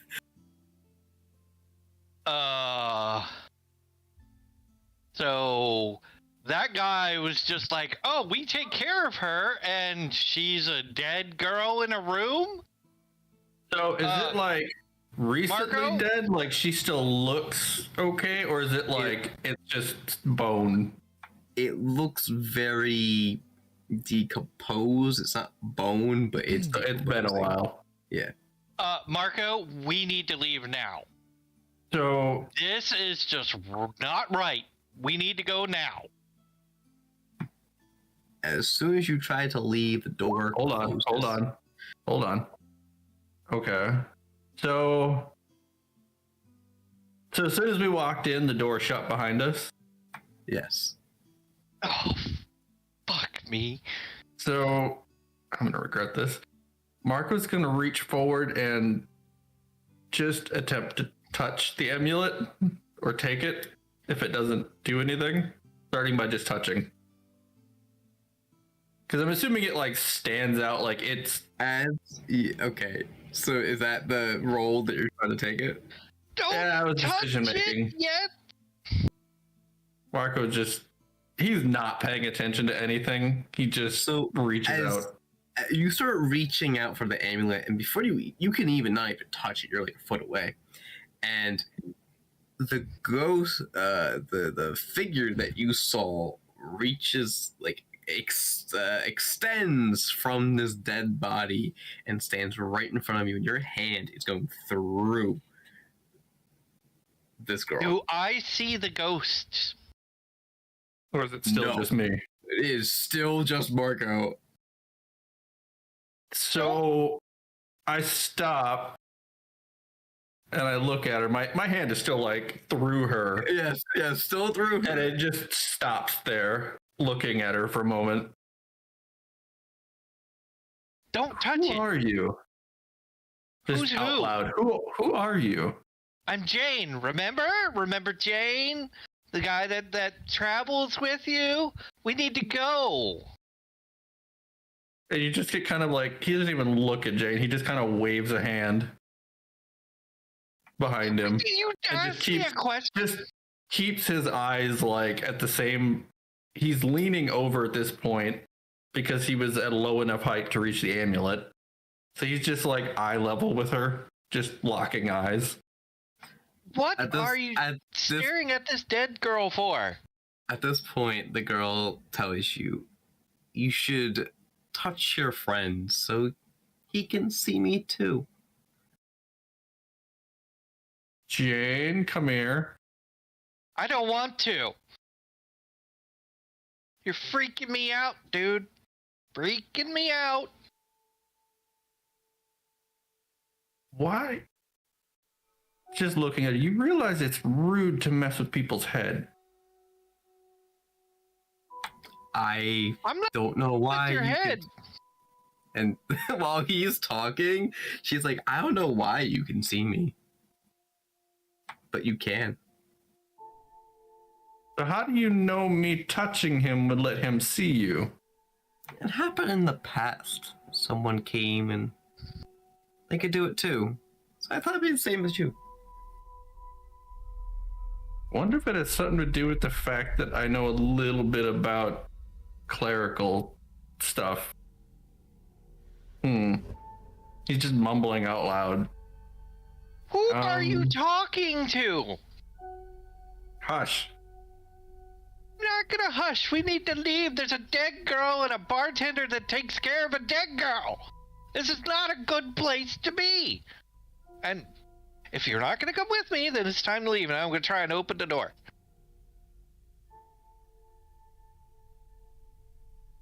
Holland? Door does not open. It is locked. I'm gonna really yank on this door. Still not budging. Now I'm gonna kick this door. Alright, try kicking the door.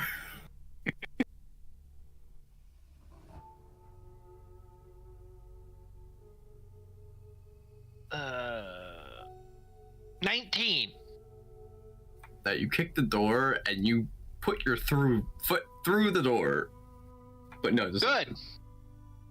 I'm gonna take out my hand axe and start chopping the damn door down. So while this is happening, because I'm assuming this is not all instantaneous. This Yeah. takes Oh time. no. Yeah, this takes time. So you're still with this girl, like with your hand through her. So Marco retracts his hand and just sits down cross-legged on the floor. Why did you draw me here? You're the one who could see me. Okay, do you need something? I need you to take my amulet.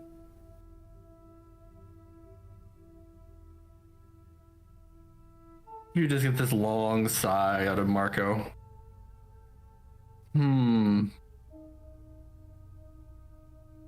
I said, forgive you. Well, I suppose it won't hurt to look at it. And he just reaches out and grabs it. And he's saying this out loud, right? Yeah, but I'm assuming you're pretty distracted with making a bunch of ruckus beating on the door. This is while you're doing that.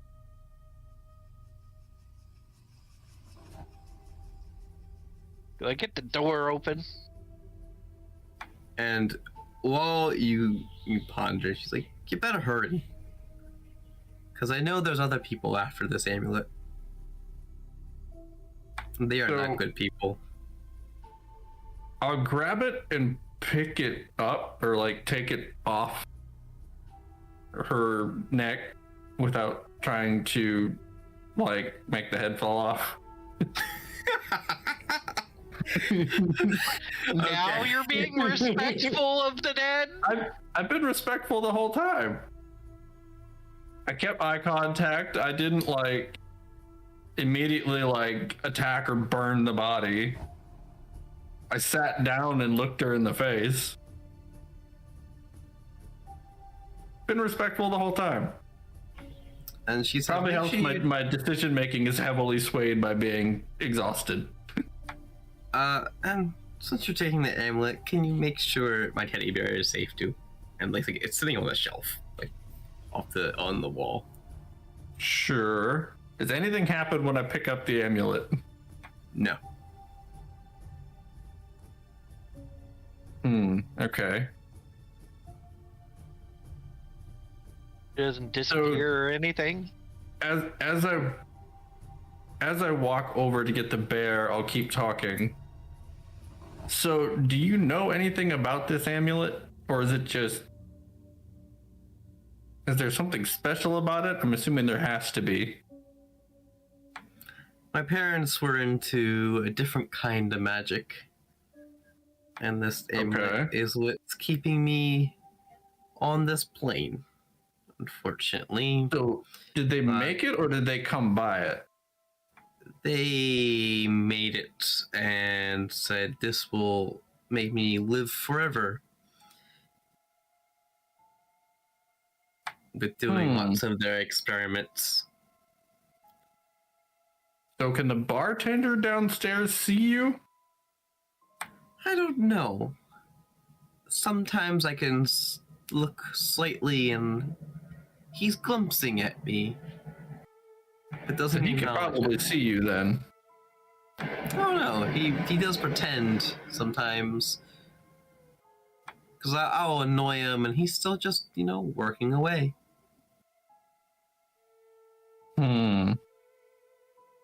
So you don't know the exact effects of this amulet, just that it was supposed to keep you alive. Exactly. And this whole time, Jane's just getting half a conversation. The heck are you talking about? By now, Jane is like, you got half the door down already. You're just like, all right, we can fit through the bottom here. I mean, I was just working on breaking the horizontal slats so that I could just basically fold the door out at the hinge. Just separating the lock portion. Okay. So that I can just open the door without the door handle. Okay, that works. So I'll just kind of stuff the bear into my backpack. And she says, thank you. And she vanishes. And all you see in front of you, Marco, facing her direction, is her dead body decomposing.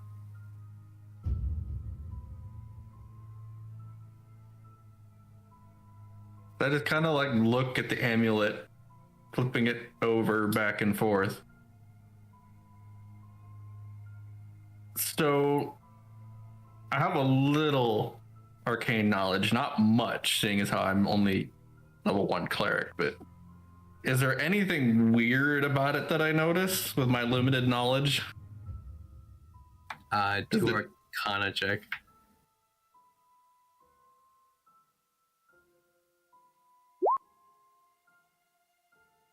4. You look it over and you're just like, it looks like a normal amulet that you would wear for decoration. Mm. You don't really like notice anything like weird about it.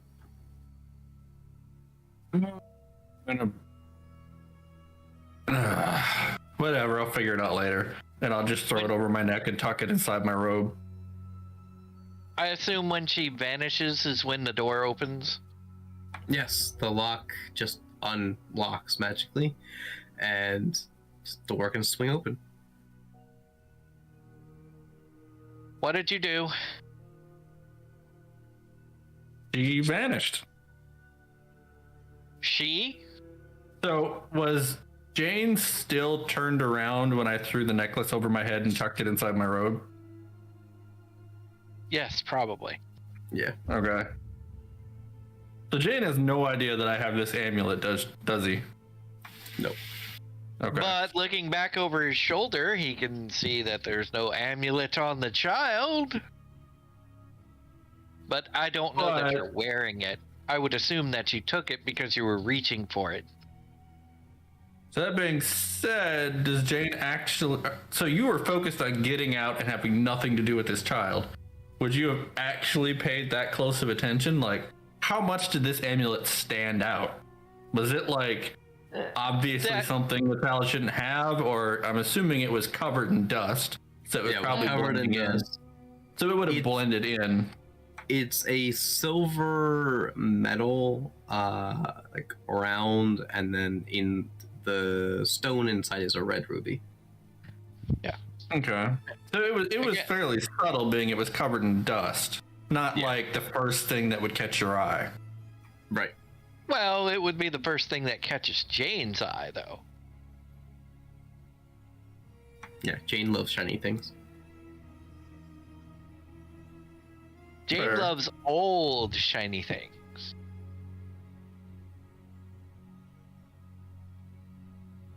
So, I should ask this.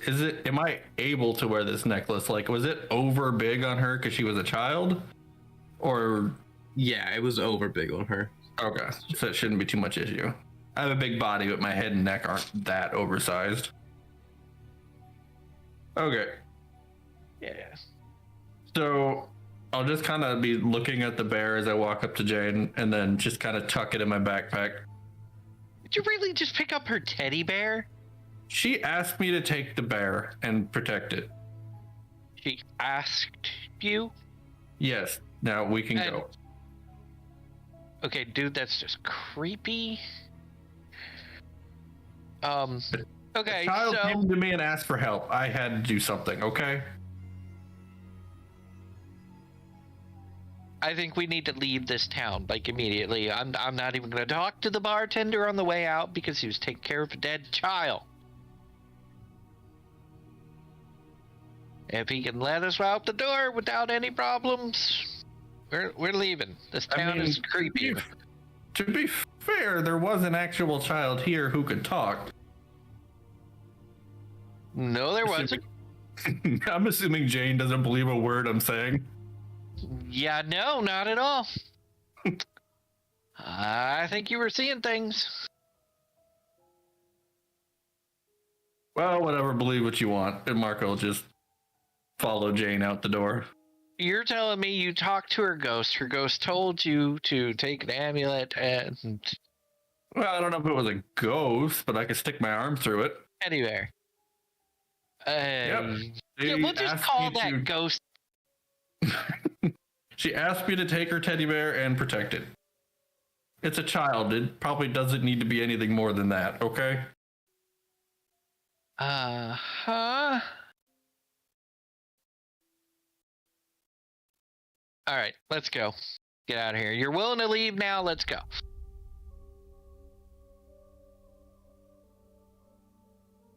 Add this to my inventory.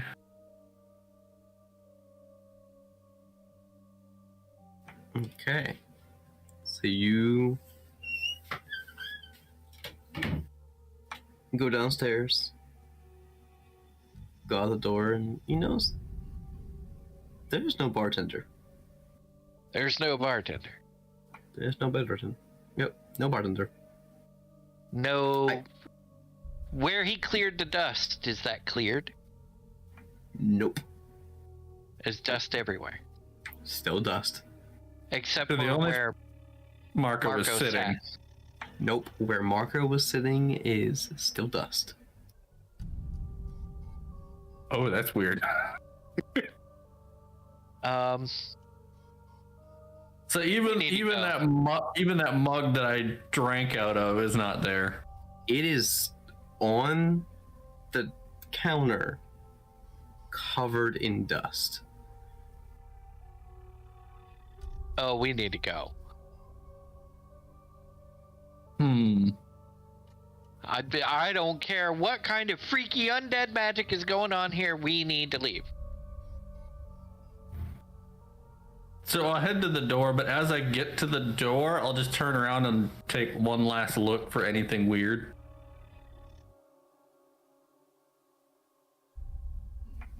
All right. Looking around, no, it just looks like a very abandoned tavern. God, this is as bad as the skeletons that you fell into. Oh. Yeah, I don't know what happened here. What Mark is it pretty with awake you at this and point. what is it with you and dead things? Seriously. I don't know. Maybe you should go back to church. No, that was boring. Let's keep going. Anyway, so we make our way back to the carriage. Okay. And when we get back, Jane's like, I found him talking to a dead girl and keeping her teddy bear. What? Gallon says Yeah. as he's like munching on a Ask ration. him. Look, just because Jane is blind doesn't mean she wasn't there. I'm not blind. She wasn't there. There was a bartender there for a little bit, and then he disappeared, and everything was covered in dust. I call creepy ass ghost story. Look, Creepy ass little ghost girl story. asked for help, so I went and helped her. How did she ask you for help? She was dead did. in a chair. Look, She was all. She asked for help, and it was a child, so I went to help. Okay. Are you saying you Talking turn to away dead from a child that children needs now? help? She's dead. There's not much you can do for her. I didn't know that before I got there. You see any people like walking around anywhere? See people? Did y'all see any You people know, like walking around town? Oh, So that's a good question. As we left, was there anybody in town anymore? It's a ghost town. So Literally all the people that were walking around originally are just not there anymore. They are not there anymore. It now looks like an abandoned town. Well, anyways, it was a little girl that came to me and asked for help, so I went and helped her.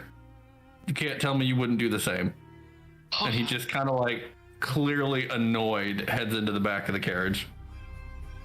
I say we Jane- get as much distance as possible from this freaky place. You've heard of like a funnel web spider, right? Where Yeah. there's like at the top, it just looks like ground and everything. Everything looks great. Walk over top of the top of the funnel web spider. It pops open the top. It brings you down, closes it off, and then it just looks exactly the same, but now you're down there at the bottom with the spider. Did it come back with anything?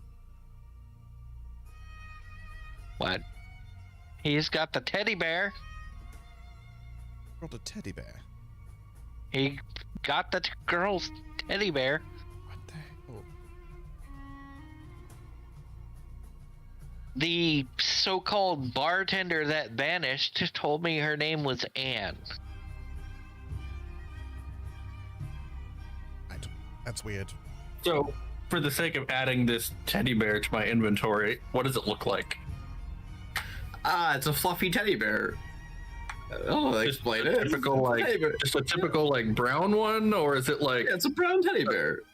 Okay, nothing special about it. No, It's not like a white one or any other unique things about it. bear. It's Okay. not a brown. magical teddy bear that No, I wasn't you getting know, it magical.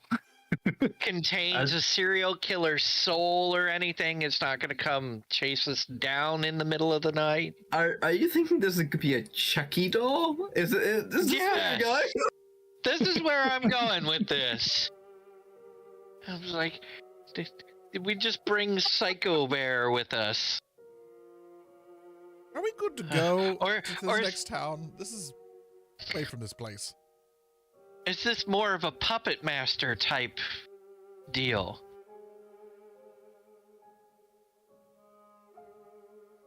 And it's an autonomous bear that can move around on its own. It's just a normal teddy bear. Okay, just check it. Be sure.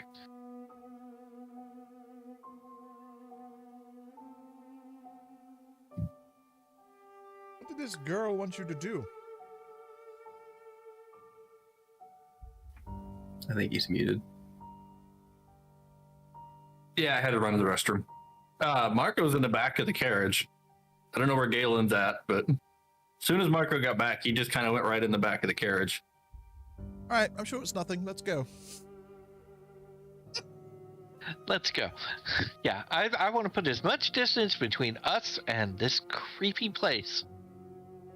How much are you paying attention, Jane, looking backwards? I mean, Jane's freaked out, so he's gonna keep glancing over his shoulder. I need you to make a perception check with advantage. Oh. Uh.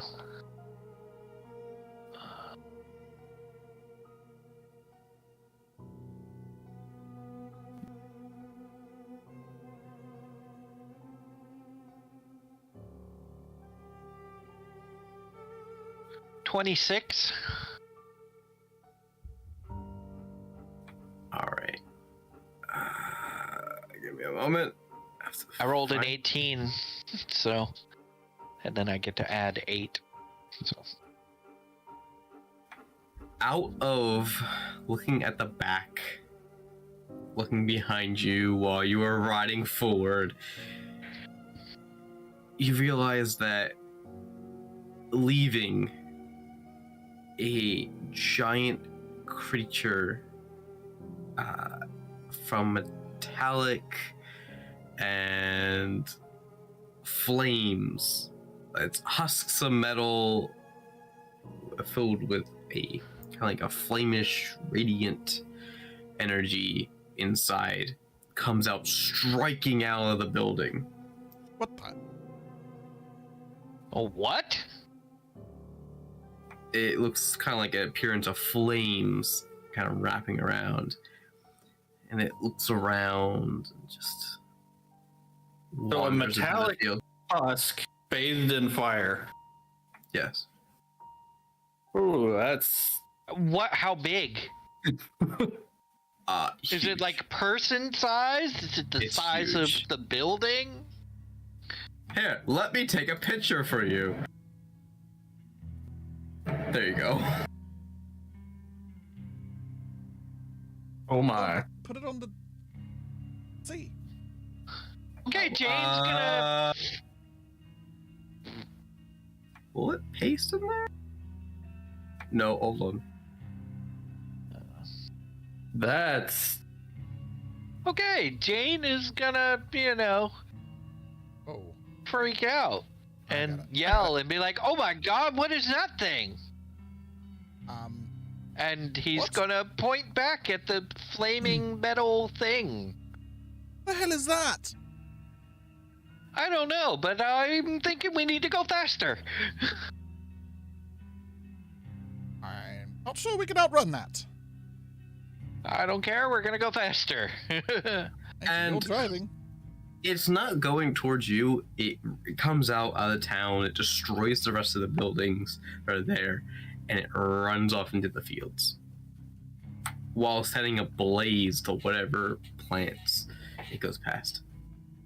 Okay, yeah, we're definitely like hauling ass and up the road. Did so you just while set something this is free? happening, Marco's just sitting on the bed, like looking at the amulet, just kind of fumbling with it. As the carriage suddenly lurches forward faster.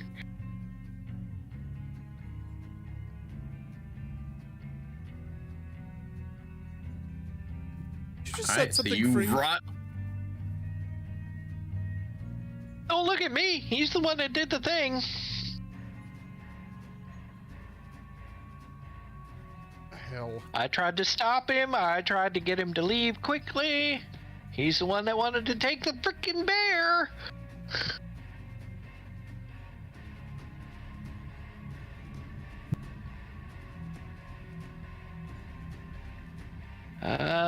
Probably he has the girl's necklace too. I didn't get a good look at it, but I figure he probably pocketed that.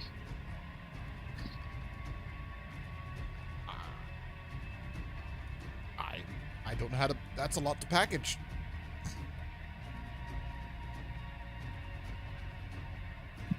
It's a giant creature back there. The hell? Yeah. And So- I mean, he was talking to a dead girl, so who knows what the hell was going on back there? So, not that Marco would know this no matter what you answer, but Jane would. Did it come out of the tavern that we came out of, or did it come from Yes. somewhere else? Yes, it came out of the tavern that you came from. Huh.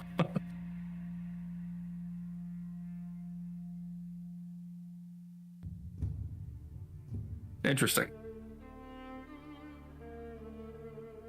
So this, we run into the freaking Ghostbusters or something here? Oh. Couple seconds to decide if we're gonna fix what y'all just did or we're gonna book it. We're booking it. Jane already decided. We're booking it. I mean, it's not like it's following us. It's just destroying and then leaving. Running through the fields. There's nothing to be fixed. I ain't fighting that thing if I don't have to. It's a giant fireball. Cats don't like fire. Oh well, uncontrolled fire. Want to tell Grimbolt? Let Marco tell him. He caused all this. You two are the only ones that know about the creature. Yeah. I'm gonna hit. There's no windows on this carriage. I know. I'm hitting the side of the carriage. Marco, did you unleash a giant fire beast of death and destruction? No, I just talked to a little girl. Out of that What tavern, else did you do? a giant fire beast of death and destruction just ran out, and now it's destroying Nothing. everything. She just asked me to take her teddy bear and protect it. Well, fire beast out of where you just came from. that- Some teddy bear. I don't know what to tell you. She just asked me to take her teddy bear and protect it, so maybe there's a reason for it. I don't know. Could it be the giant fire beast? Right there, that's destroying Maybe. everything? So I took away the necklace and then make my way to the back door and open it and look out. You see that is after all that there's like blaze, the place is on fire in the distance. You can see the smoke rising, and in the falling where the creature went into the field, you can see the smoke rising.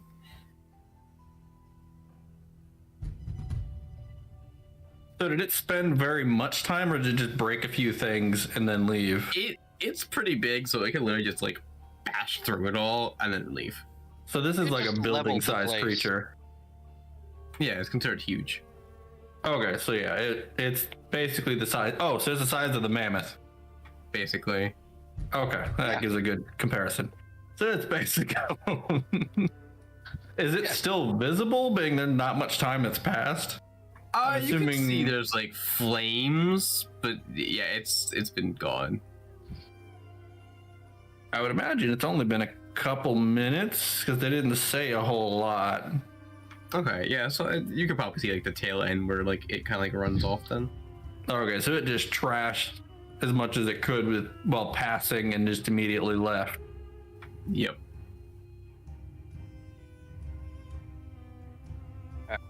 I don't want to be blamed for this, so we're leaving. It is I'm- kind of y'all's I am- fault. I'm just saying. It's not my fault. Blame the turtle. You don't. I mean, there's, I did. the blame is accurate, though. The only thing I touched in that room was the door. And that was to get out. What did you do to the door? Well, I was trying to chop it down, but Tried yeah, to chop no. down the door. It unlocked itself and opened A sentient door. after Marco did something. Marco, could you knock on the door for Grimbolt in there just to see if he has any input on this? Sure. And I'll knock on the door. I really don't have any idea what this creature looked like, so I only just saw a brief glimpse of its tail. The door creaks open. Yeah. Galen has a question for you. And I'll just head back to the bed. Grimbolt?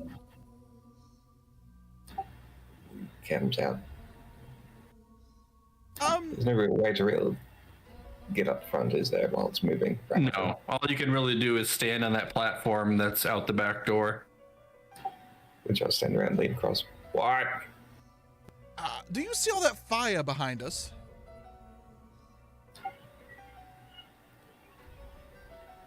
What did you do? I didn't do anything. Marco apparently heard a kid, went into a tavern, went upstairs. There was a dead girl. He took a dead girl's amulet and a teddy bear. We left. A big flame beast just like popped out the front and started destroying everything. And we're currently booking it away.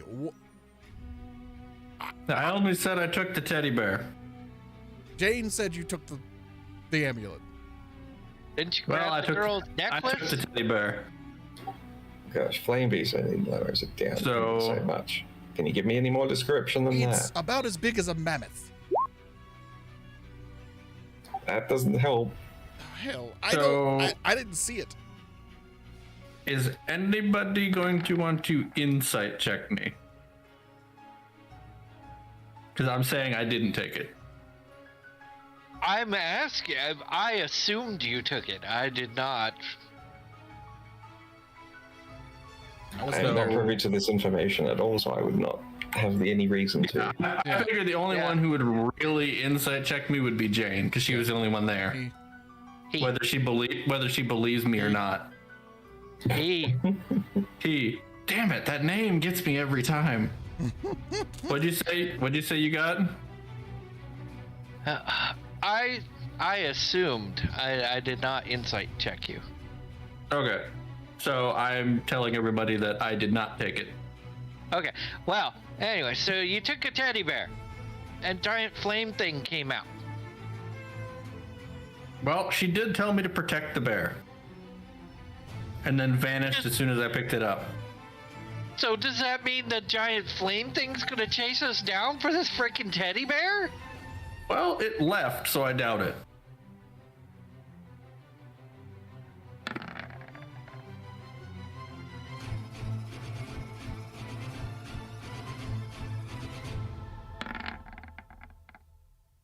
You burnt down an entire town. Not that it, didn't. I look didn't like burn was it gonna down. Fall down. It was a little girl that asked for help, okay?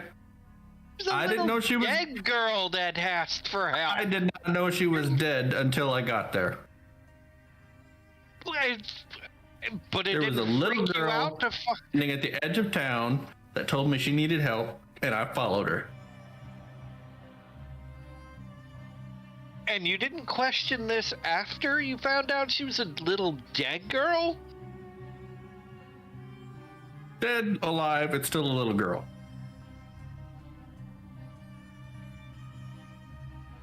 No, it's classified as a ghost when it's not alive and talking to you. There's weirder stuff out there. Yeah, okay, we have fought skeletons, so I suppose I can take that one. I mean, she wasn't attempting to harm me in any way. She was talking to me.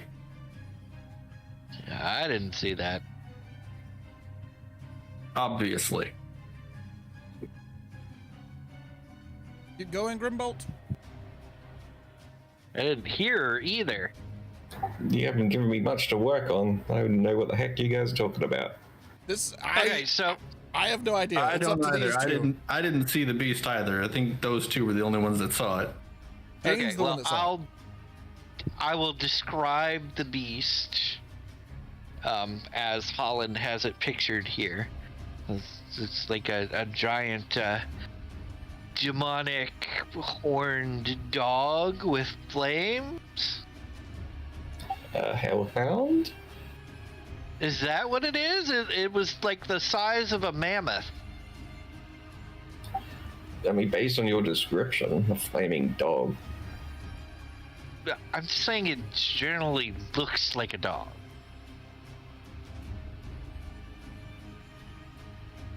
But So it's flaming. evening, right? Well, I'm not stopping. You guys can sleep in the carriage. I'm not stopping. Like, okay, so when we were getting through the town, you said it was evening. Is it like the sun has gone down, or is it just like getting to dusk? Holland? It's you guys started in the morning, so you didn't get very. No, because you. Well, you said it was approaching evening when we were getting close to the town. Approaching evening when you got to the town. So yeah, by now it is like the sun's starting to set. Like not super Okay. set, but it's getting like it's about above the trees, not trees. It's Okay, like above, so it's like, right at sundown. mountain range kind of thing. Yeah. Okay, so it's sundown. Okay. Okay.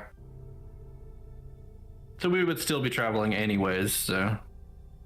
Well, I'm gonna keep traveling on the road for quite a ways until it gets too dangerous for the horses. I'm gonna have to DM your question. Go ahead.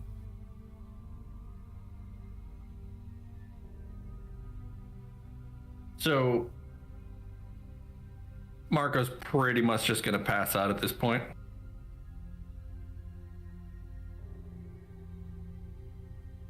This whole day has exhausted him.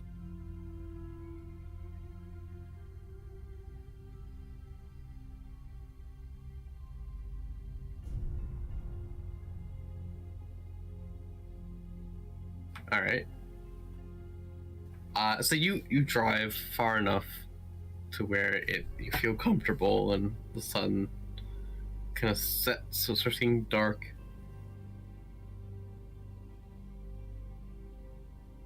And I guess we'll pull off and make camp. Okay.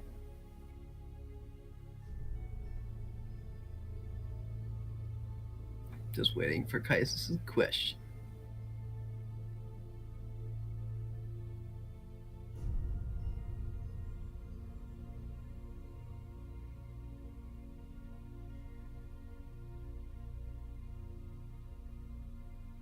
I'm still freaked out. I'll take first watch. Marco's completely unconscious at this point.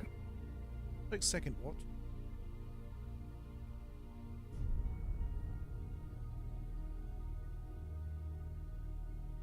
And I guess Grimbold's got third watch.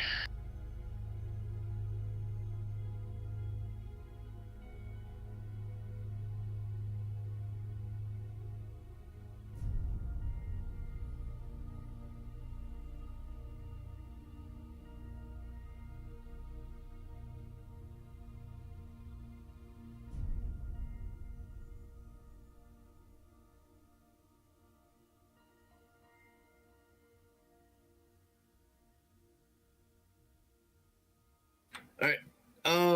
So what's the watch number? Who's going first? I am. All right. Once Kaisa's finishing DMing me. Hold on. And Jane is so freaked out by this that he is like peering at every little thing. He got a natural 20, so with plus 8 on top of that. So he's at 28 for his perception. So he's so freaked out, he's just got an eye on everything.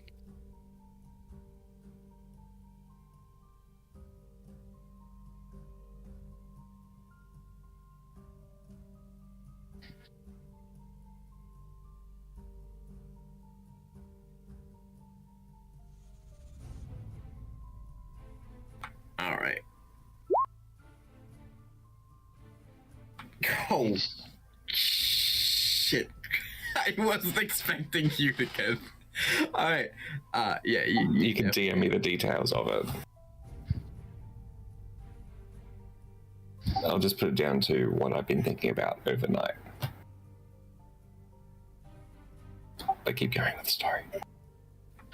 I spelled that wrong, but yes, there's a gist of it.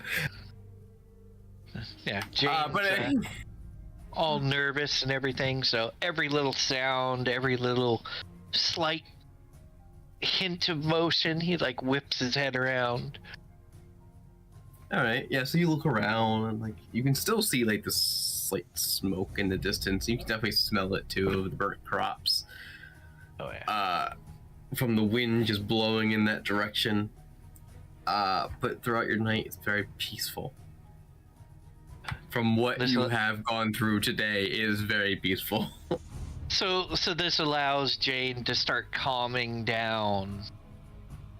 It's like nothing's happening. We made it far enough away, so he starts to relax.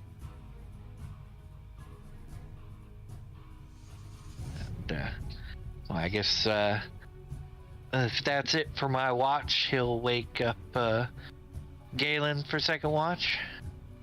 Right. Have a trusty dandy Galen Trading Company sheet. Hold on. I don't remember what tab I put in. There's. All right, for your watch. Good old perception check. Wow! Another Damn. nat 20. Indeed. You also smell the lovely smoke that's coming from off the crops and the wind blowing in your direction. It gets a little bit heavier, but the air is still breathable.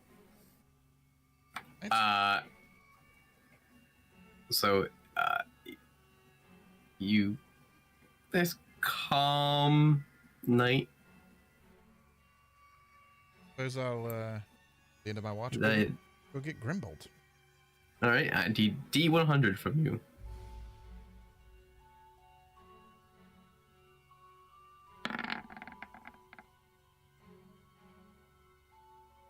All right. Knock, knock. Rap on the door.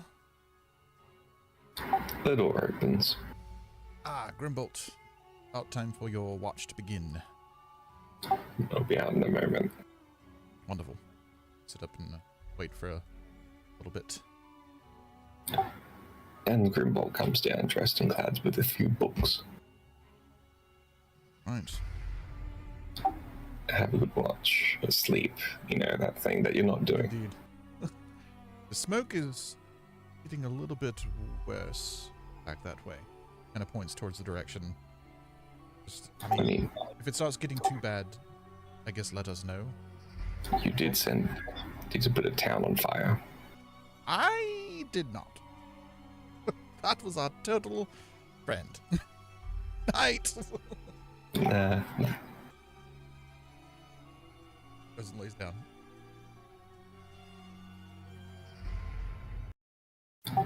Grimbold is not paying too much attention tonight, as based on the description that you've all given him, he's pulled out a few research books and is delving through them. See if he can try and find something that somewhat vaguely matches your description.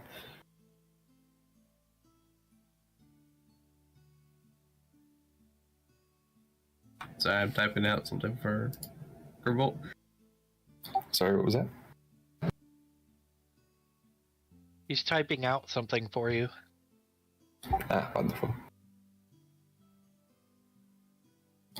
The pages of the dusty old tomes that he had collected throughout the ages is currently what he's reading through, looking out certain bestiaries from old people that have died and left their knowledge around. Different planes, different things, stories of legend, tales of old. Seeing if he can find anything for it.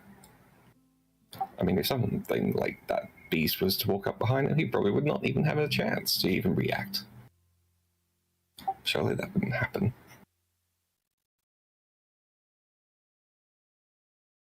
Yeah, I don't think you'd have to pay too close of an attention to notice something that size and glowing that much to be approaching. You know, when the pages of his book start to curl from the heat coming off of it. I think I've got the appropriate quote for that. Aziz, light! Thank you, Aziz, that's very much. Okay, I think that makes sense. I didn't reread it, so...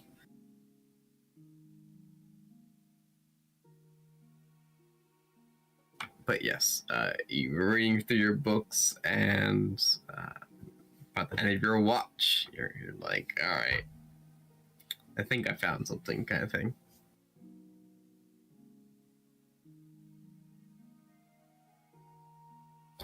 Wonderful. Does that make sense?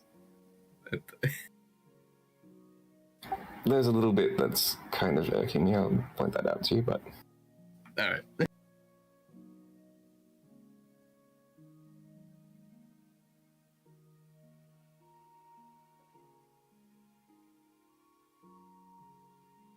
But yes, as the watch comes down to a close, I'll retire and shake the turtle awake.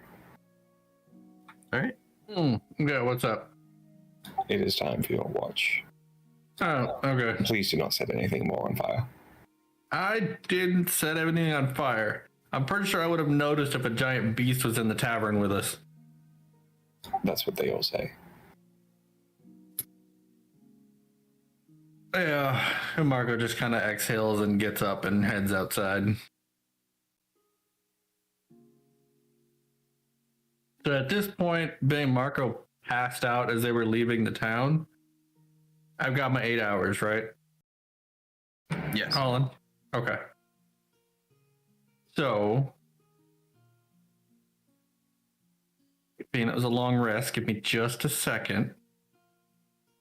Removing 2 spells and picking up 2 other ones. Do it faster. I'm going. It's important. Okay. Close that, refresh my page. All right, so I will sit down and just kind of relax and pay attention for the first half, the hour. And then at the hour mark, I will cast 2 things, one right after the other. I'm going to cast Detect Magic, followed up by Detect Evil and Good. and I'm wearing the necklace. I'm not taking it out, but I am wearing it when I cast these.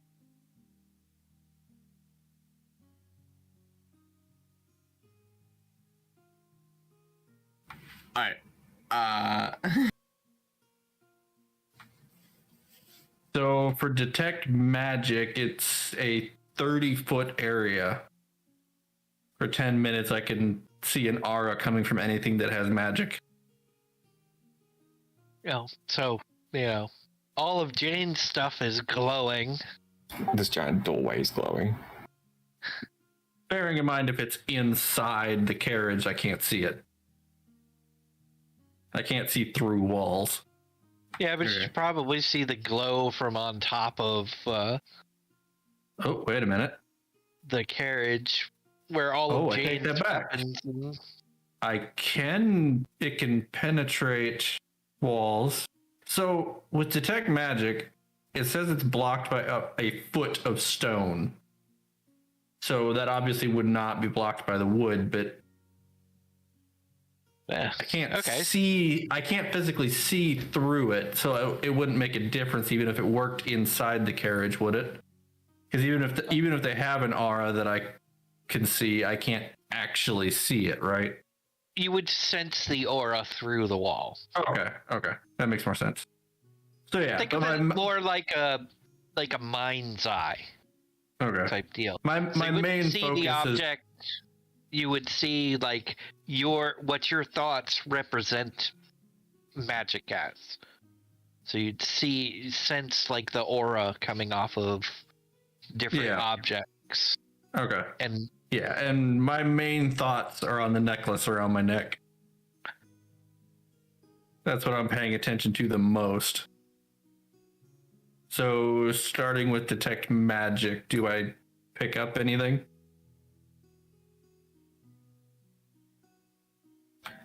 With the magic, it would be coming from your amulet.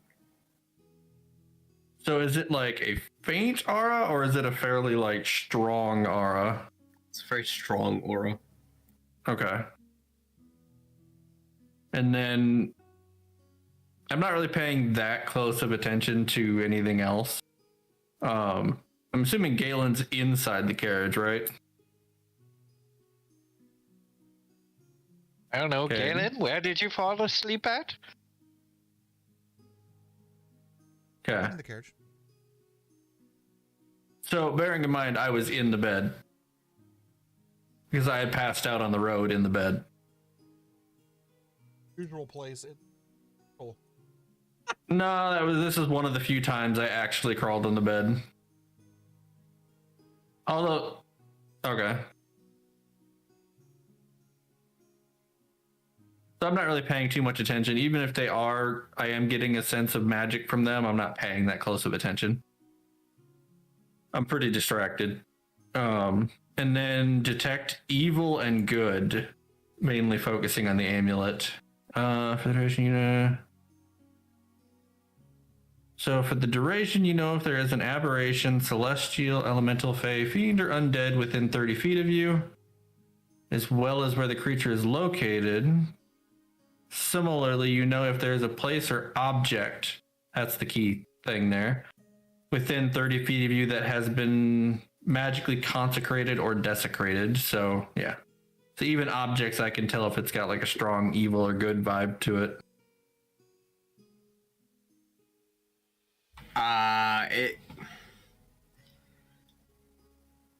You sense both. From any specific area or from the necklace or From the necklace.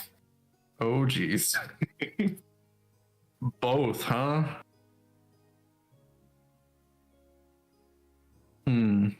Okay. Wouldn't that allow him to also sense the location of a certain thing?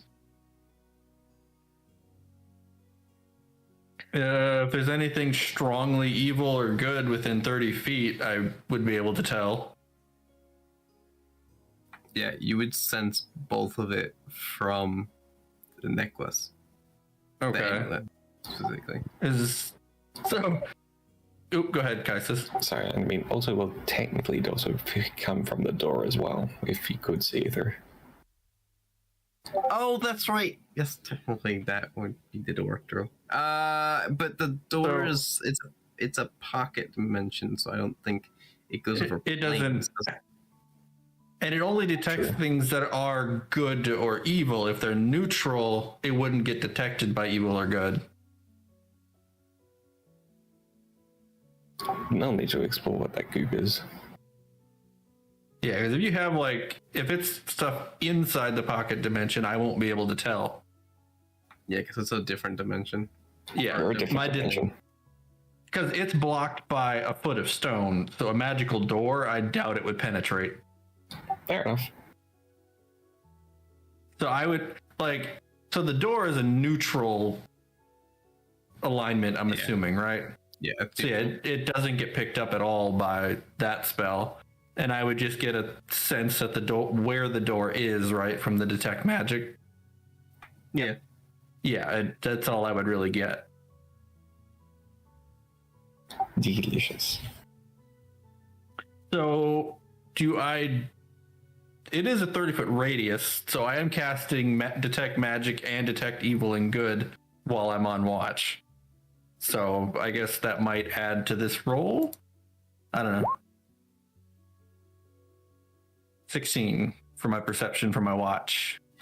So looking around, and you're just kind of, it's a nice night, and you're so trying to figure out what this amulet is, but nothing happens during your watch.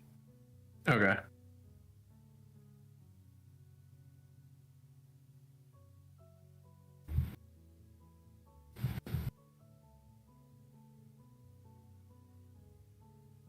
And a new day dawns. Yeah. Dawn of the final day.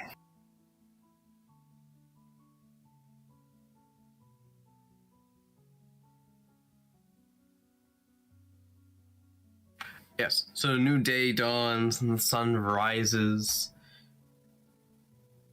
and whoever was last on That would be me. watch, sees the sun start rising, and it's starting to get light out. All right, so I'll go around and start waking people up, kind of nudge Galen with my foot and walk up and poke Jane in the leg, trying to wake him up. What? Huh? Ooh, Wake up. morning already? Ah. Whew. So, it's too late. I didn't ask earlier. Never mind. Man, it stinks out here. Phew. All that smoke. Yeah, we should probably get on the move. Yeah. I think setting some more distance between us and that town is a good idea. You mean that pile of ash that you left behind? Hey, I didn't light it on fire. Who says you didn't? I picked up a teddy bear, and that was it. Uh-huh. And everything happened after you picked up the teddy bear. Well, she did ask me to protect it, so maybe there's something special about it. Now, I'm assuming, being you didn't say anything, I didn't pick up any magic or good and evil from the bear. No. Okay. Okay.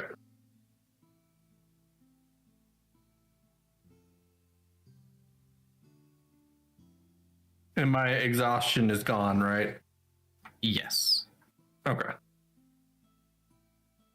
All right, so while I'm waking everybody up, I'm munching on an apple. Yeah, so no more slurred turtle speech? Nope.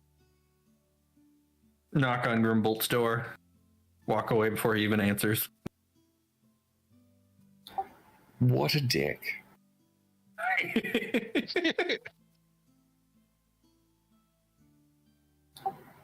The Grimbold will just see I don't know, someone knocked on him. He's opening up and he's going to come out. I left the back door open so you could see that there's light coming in. Ah! Natural lighting.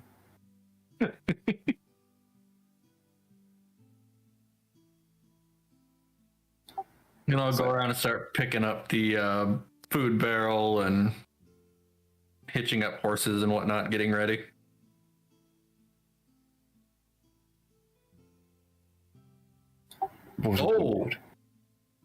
Oh, I got a question for Holland. Oh no. Oh, no. I cannot believe I didn't think of this earlier.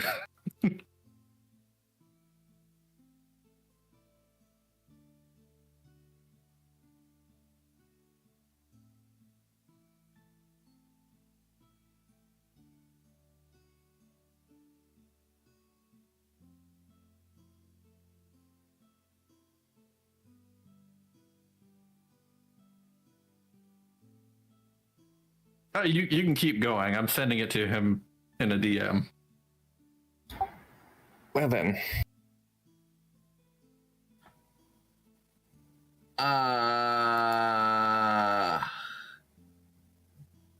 The last one, yes.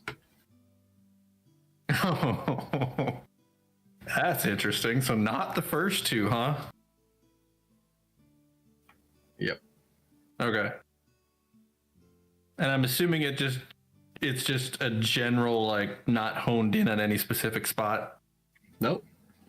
Okay. Oh, okay. All right. So continuing, you guys are traveling on the road. No, you guys haven't even left camp yet. We're packed up, and someone else is driving. I drove all day yesterday. The time before that? Not it. All right. I'll climb up on the bench seat. Everybody good to go? I've already packed up all the food barrel and hitched up the horses while everybody was waking up, so. After we get it all packed up, I climb up the back and back onto the roof, because it's not too cold out.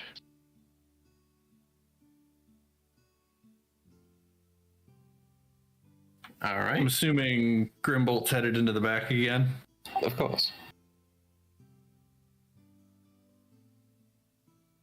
Galen, you heading into the back, or are you heading to the bench?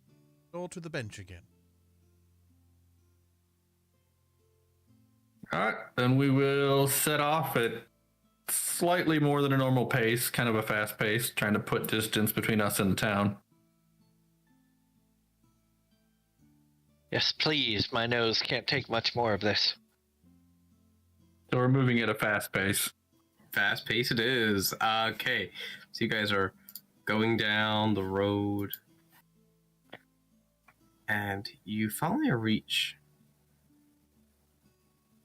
You see sightings of a very small town. It consists of 5 buildings. We see it approaching in the distance. Yes. Okay.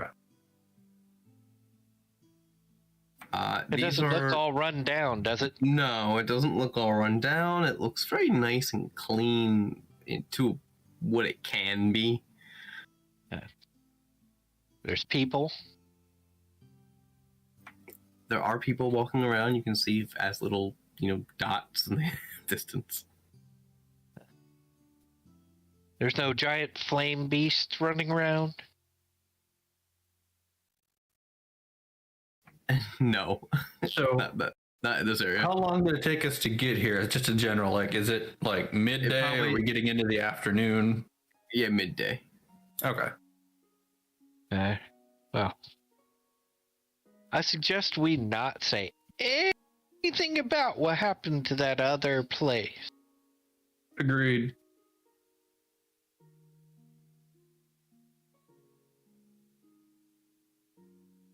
Galen, do you agree? That was stupid.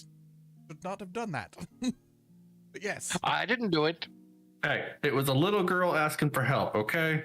Are you telling me you would abandon a child asking for help? It's a dead child. I didn't know that. He's like getting annoyed at this point that it keeps getting brought up.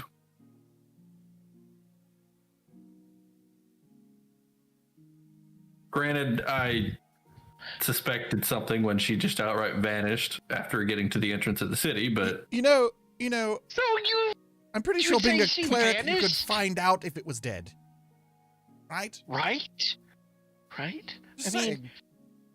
how would I know that she was dead from her just simply vanishing and reappearing? She might be. Okay. She might have been the child of mages and had like a teleport spell. I don't know. I don't know much about magic. So Jane leans over to Galen and just whispers, Marco sees dead people. Yep. I'm assuming that I heard this being Jane's on the roof.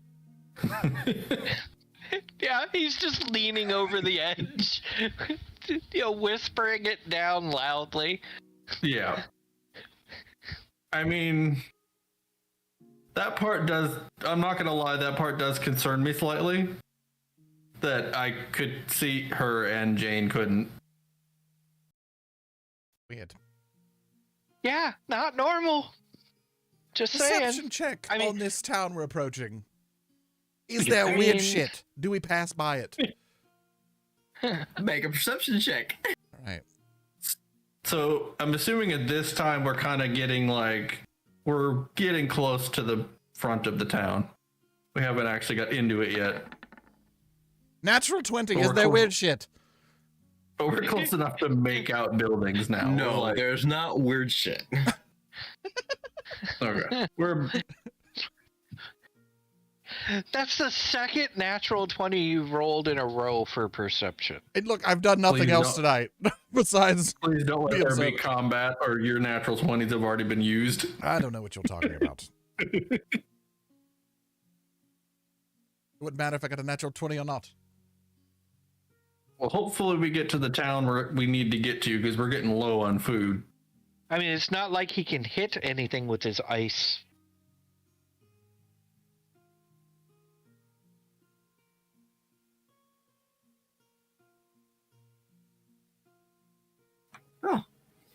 So, yeah, I suppose we'll just blow up and just kind of slow walk through the town. All right. So one of the main buildings, larger buildings, is a guild hall. A guild hall. They said there's only 5 buildings in this town. Yes, there's 5 buildings, and one of them is a guild hall. The heck? Okay. What is it? Must be a hub town. What is it? The FFA?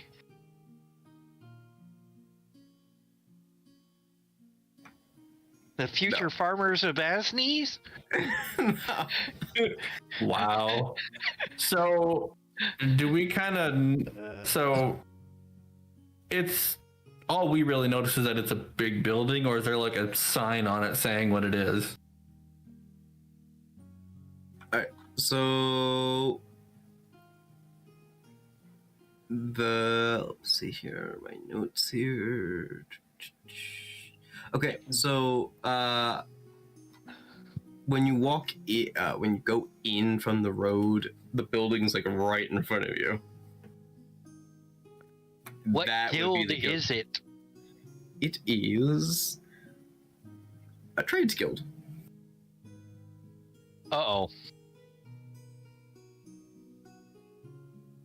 Is this marked on the building anywhere? Yeah, it's labeled as trades guilds. Oh crap!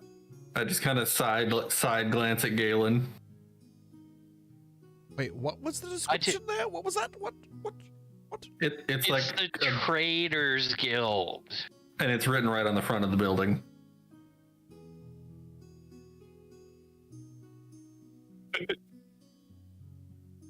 I mean, And... we are getting low on food. It would only be right to stop. It's not like we have to restock in Nakapata. Is this Nakapata? Did we see a sign coming into town saying what town this was? Nope. People with Are there signs. people idea. on the side of the road? You're gonna look where on the side of the road? Are there people on the side of the Yeah. road? Just like go.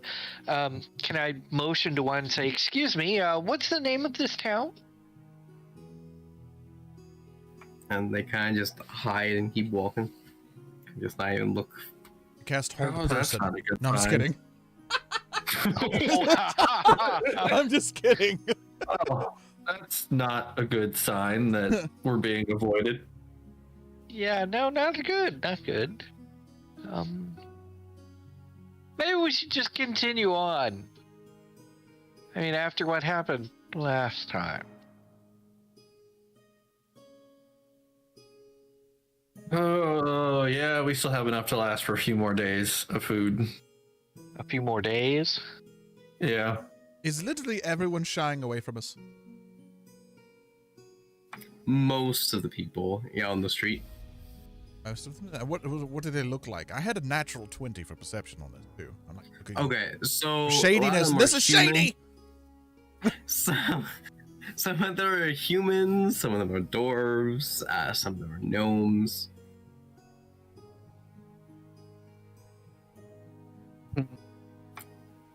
You realize that some of them, let's see here, most of them look like they're in farmer's clothes.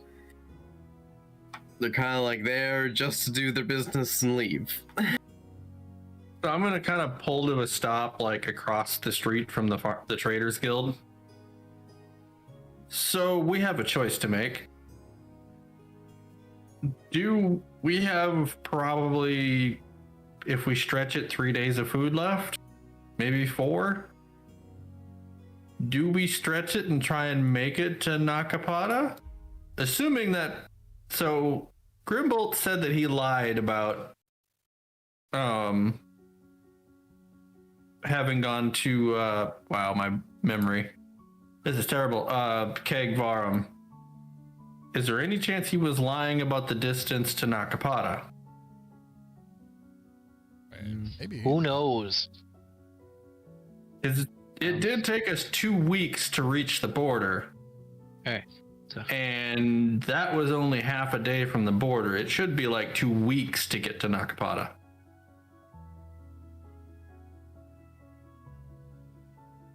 I mean, we can Based stop on and the get map. provisions. Map's not perfect, so it could be closer than what the map actually makes it look. Stop. Do some shopping, I'm possibly. just saying, we might want to restock a little bit on food, even if it is a little shady. Thanks. How much of a risk do we want to take as far as being stranded without food? We got rations. Yeah, Marco kind of cringes when you say that. Well, I mean, I'd like to yeah, save them we for still got emergencies. rations. I've got. You have rations. I totally didn't not buy any. Oh dear. Well, I guess you're going to be a very hungry turtle. Well, that we restock. At least a little bit. That's fine. If we can makes sense. restock here. So looking around, is there just the Traders Guild, or is there a general store, or is this like the only like business in town? So how far are you going to town? Stopped across the street from the Traders Guild.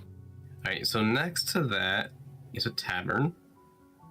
And then looking on your right is another building, and that would be the town hall. And then there's 2 buildings behind that. Like each building. So the tavern and the guild hall are in one, kind of like side by side a little bit. And then the town hall is separate. There's a road going between them. And then, yeah. So that's the only merchant building in town. Well, that's what you can see. Yeah, we can tell. Oh, you might be able Alright. to buy a couple days food from the tavern. All right, you want to watch the cart? I'm going to head into the Trade Guild and take a look. All right. Well, yeah. I Although, don't mind. now that I think about it, I wonder if they're avoiding us because they probably don't ever see a turtle. As opposed to a giant cat. Whatever. True.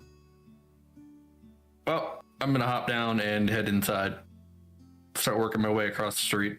I don't know if anybody's following me. Oh no, I'm not following you this time. I will gladly stay here and watch the carriage. Galen, are you staying or going? I'm gonna walk up to the Traders Guild. That's where I'm headed to. Oh, you go? Yeah, sure. Yeah, let's go. Oh, I'll head to the Traders Guild and start heading inside. Same. I will keep a sharp eye on the carriage. All in. Yes. So you're walking into the Traders Guild. So you walk in, and there are many different rooms. There's probably about 6 on each side. So is it just a hallway when we walk in? Yep. There's a hallway when you walk in. There's rooms Okay. on each side. 6 of them. Is there anything differentiating these rooms? They're just labeled. Signs, 1 markings. through 12. Wait, is there 6 on each side? Yes. Do we Okay. just doors?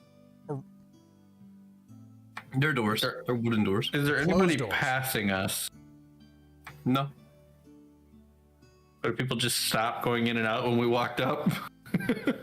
Well, there wasn't anyone going in and out when you walked up. Okay.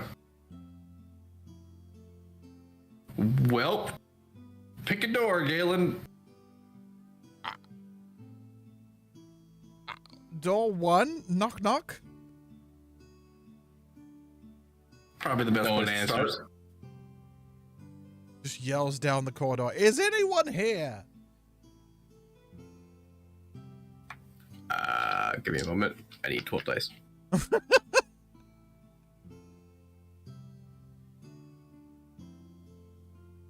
Could just roll the same die 12 times.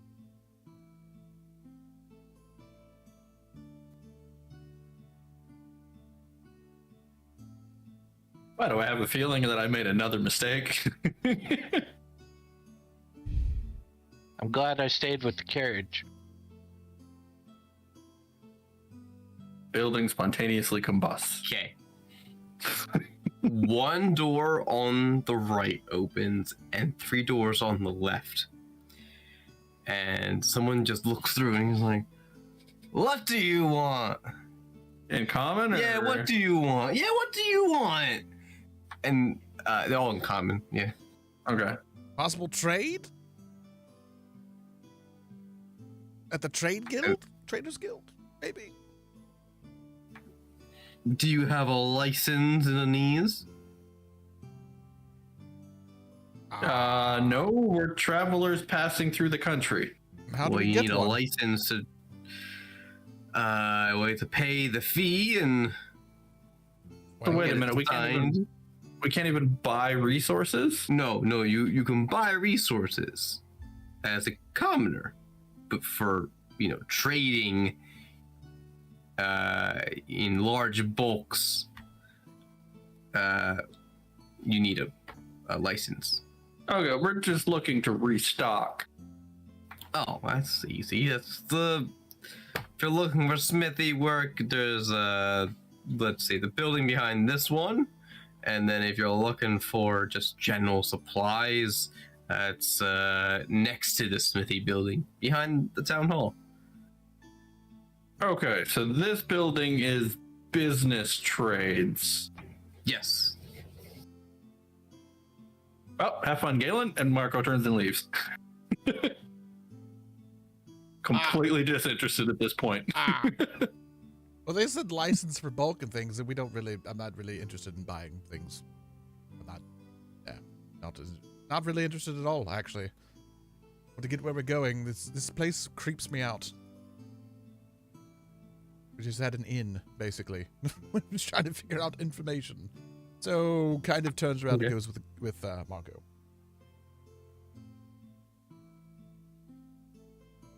Okay.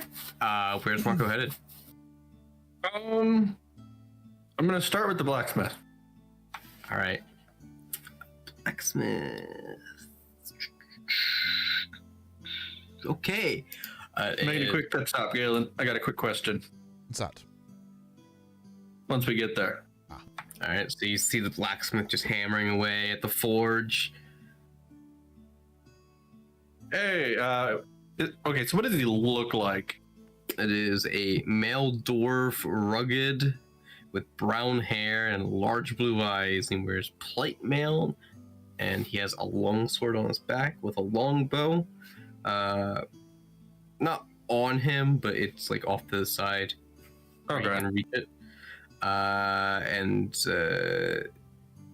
It's just, you see the forge he's working with is very run down. Okay. Do I see any of his work along the walls? There's Or some work. anywhere in the forge? Yeah, there's some work on, like, there's like a sword. Is on it the like, wall. does it look shoddy or? It looks pretty good. Like, Okay. to the quality of a dwarf. Wouldn't Okay. Which is pretty good considering that's kind of what dwarves are known for. So I'll just walk up. Hey, quick question. Walking up to the dwarf.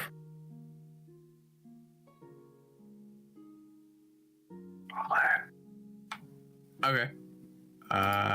Which store are you going to? I'm walking up to the dwarf that's in the forge. The dwarf. Okay. Yeah, he was hammering away and he's not noticing you.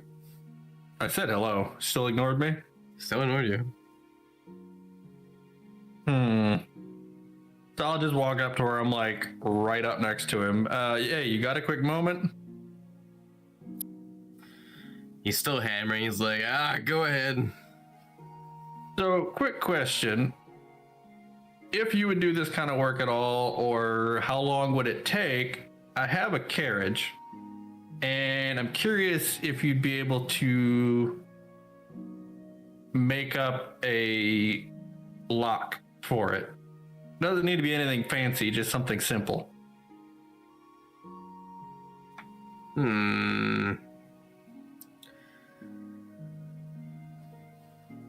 All right. What kind of carriage am I looking at here? So one of those cool metal ones, or are we looking at some wooden? Or It's an all wooden carriage, pretty good in size. It was originally pulled by a mammoth. and he kind of like puts down his what's it called, hammer, and sticks what he was working as a sword into the fire, and he's like, let me go see it. And he like rubs his hand with his apron. All right, we'll lead him back to the carriage.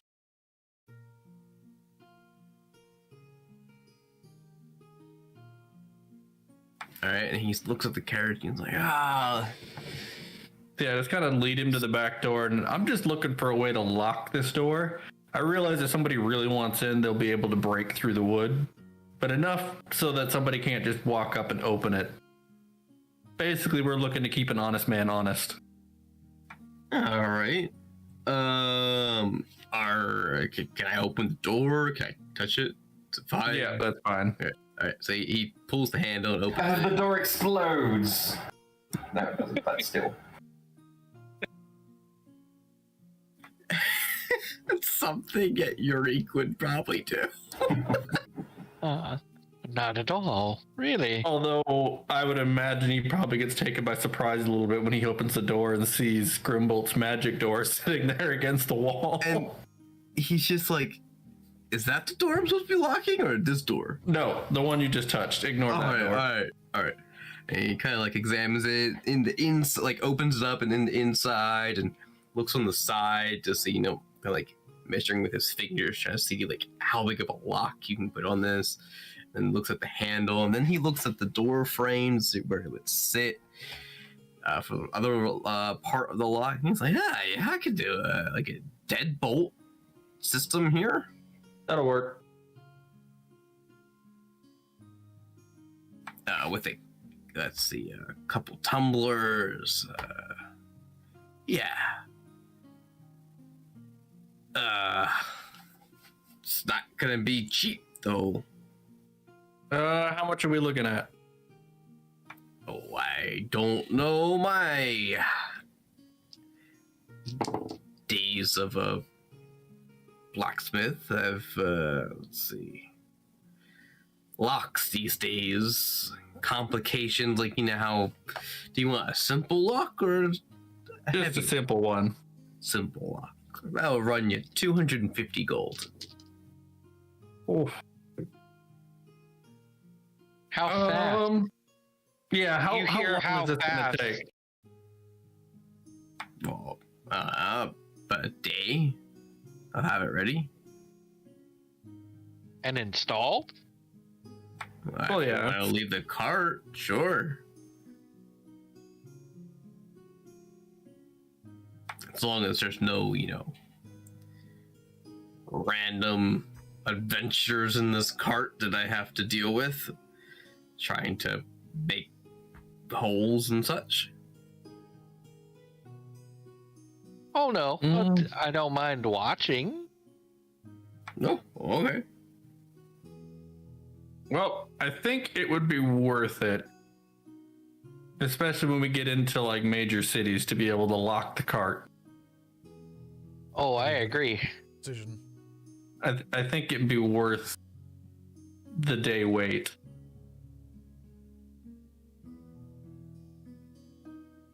All right. So can that be include? So would that price go up if I asked for 4 identical keys for it? Well, of course it would. How much are we talking extra for that? 25 gold per key extra. Oof. So we're looking at 325 gold. Yep. Mm. Honestly, that's not bad for a lock with 4 keys in a day. So I'm assuming this is like an iron lock that's going to be inset into the door, or is it just bolted Yeah. to the front of the door? No, it's gonna be inset in the door, Okay. and then the handle's gonna be modified to where you actually have to stick the key in.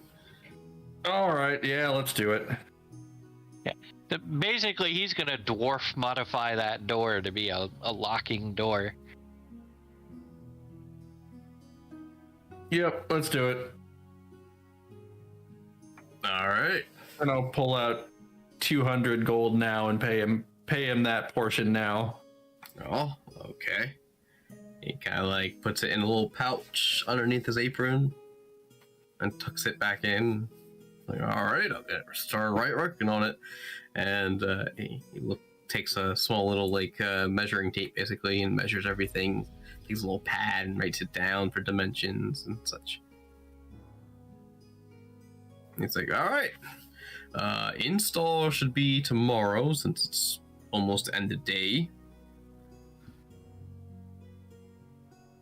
All right. Well, But by the way, where are you headed to? Our next stop is Nakapata. Oh. How far away would you say that is from here? It's a 2-day travel from here. With a cart. So that farmer did lie to us. But I'll tell you what, I'll return your gold and do this for free if you do me a favor. uh-oh. This got Marco's attention. Well, I just happened to have won a new forge from someone up in Nakapata, but he still hasn't delivered. So if you go up to the city and bring that forge back for me, that'd be great. Be really heavy. Leave it Yeah. for cart. It's not so much the weight. I'm curious. So is this like an assembled forge or the materials to make one? It should be packed up and boxed. Okay, so Okay, so- it's all the materials to set one up. Okay. Yeah, it's not gonna be set Okay. up. I need to set it up, but you know, So it's more. That's kind of what I figured. Okay. He So hasn't it's delivered more it like yet. we're picking up a crate and bringing it back. It's something we can fit on the roof and get up on the roof, right? yeah, with a little leverage, you can get anything up on the roof. Marco. Yeah, except I Marco. suppose some things. Yeah. Yeah, no, I think we could take that deal.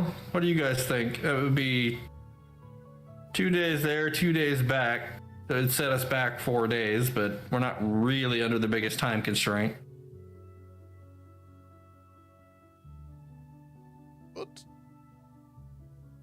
I mean, I'm not gonna lie.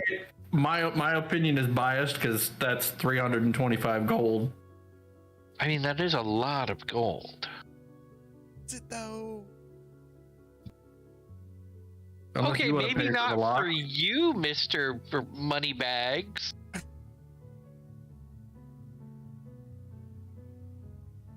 I own my own trade ship guy here. In my opinion, I'm gonna say yes.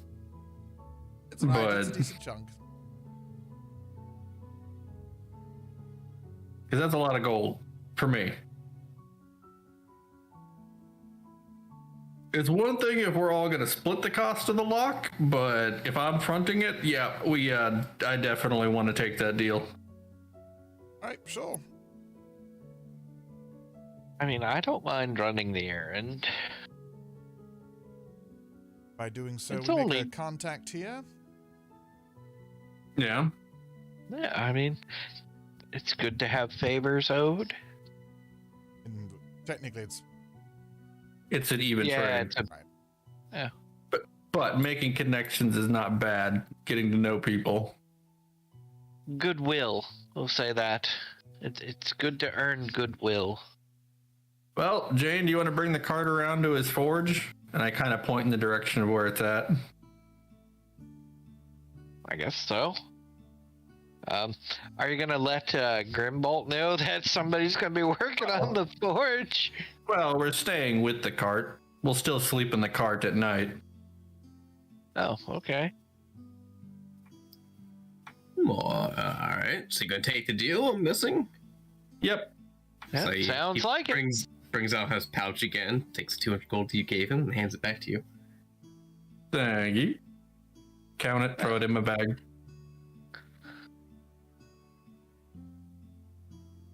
All right.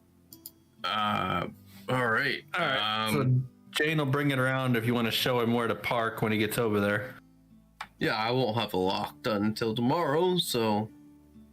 So should we just kind of across from the forge? Is it just open field behind there? Cross from the floor. Yeah, where can we park for the there's day only- and the night? There's only 5 buildings in this town, right? Yeah, there's only 5 Are there- buildings. You can even park So- on the street if you wanted to, or near the forge. Doesn't matter to me. Yeah. Okay, so we'll park in the street near the forge. All right. Because it doesn't need to be in his forge for him to work on it, No. I'm assuming. No. All right. Do you want to bring it around, Jane, and I'll go get some food supplies?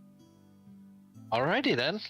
I kind of want to watch how he makes this lock, anyways.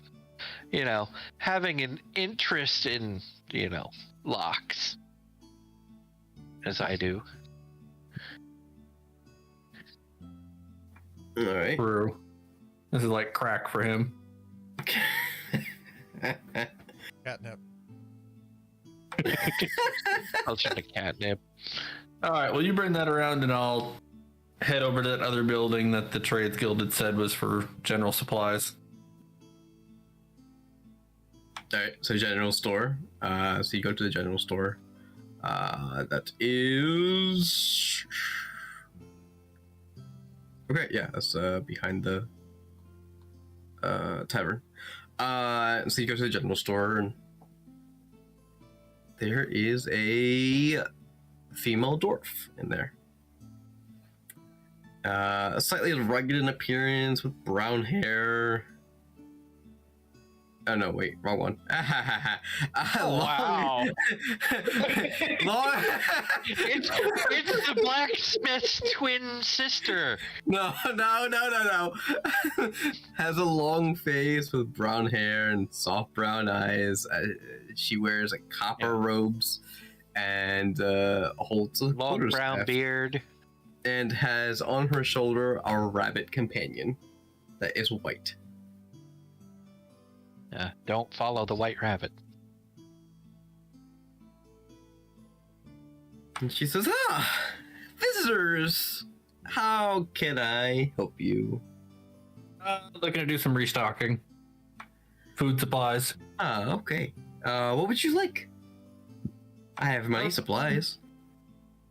Is there anything you need, Galen? Because my list is going to be a little bit longer. Well, Not possibly long, just- but lots of stuff. possibly just hop on a couple more rations. That's about it. Just in case. I usually try to keep it stocked up pretty well. Other than that, what am I up to here? Oh, look at my. You guys list. even use rations with how much food I make? No, I mean I No. have 9 right now. I have 21 I'm pretty good because he's really. been making group dinner, so. Yeah, so I'm still good. That's why Marco's poor. Good on potions, good on everything.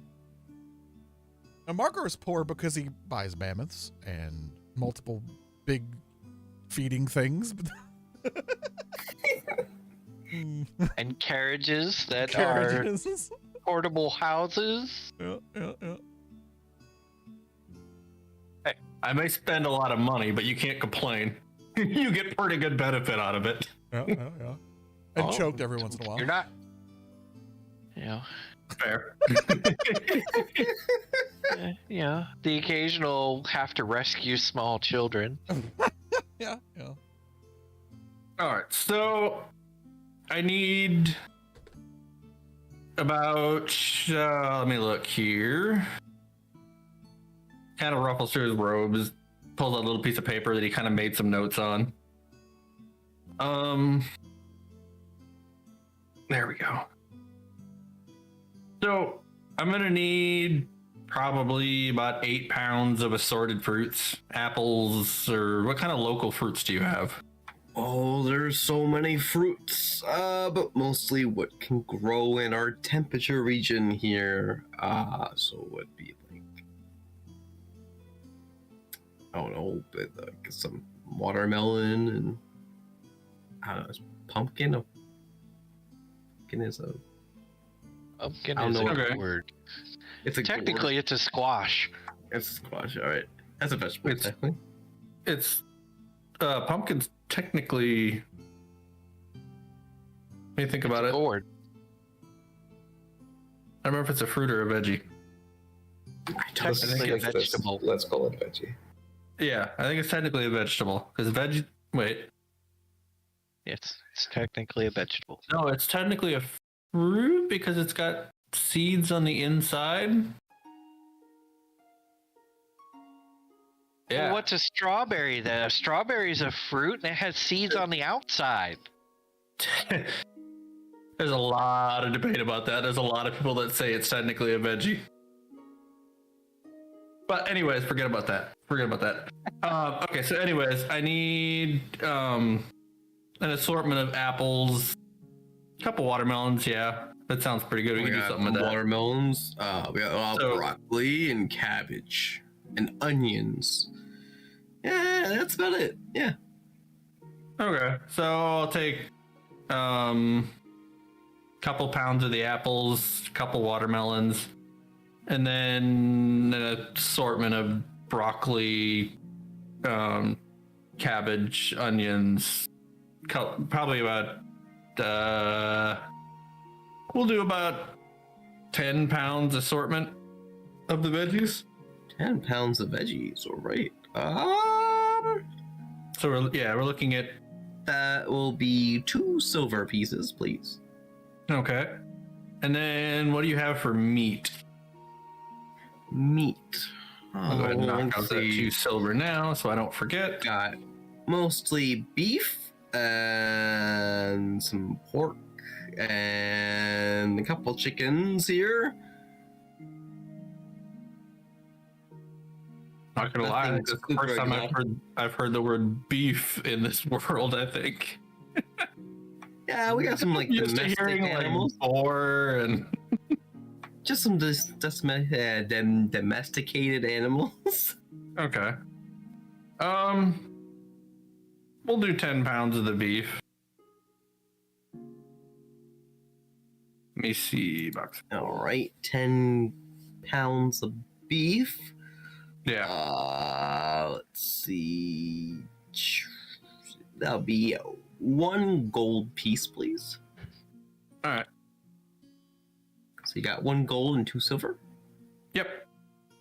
I'll go ahead and hand that over. And all right, you got a crate or something I can carry all that in. The guy like looks around, And then I'll grabs bring an the crate empty back. crate. Grabs an empty crate, just puts it all in there for you. All right. You need me to bring the crate back? Nah. Okay. All right. That should be everything I need. I think we're good to go. Well, have a nice day. Yep. And Marco walks out with the crate of food. Makes his way back to the carriage. Oh, indeed.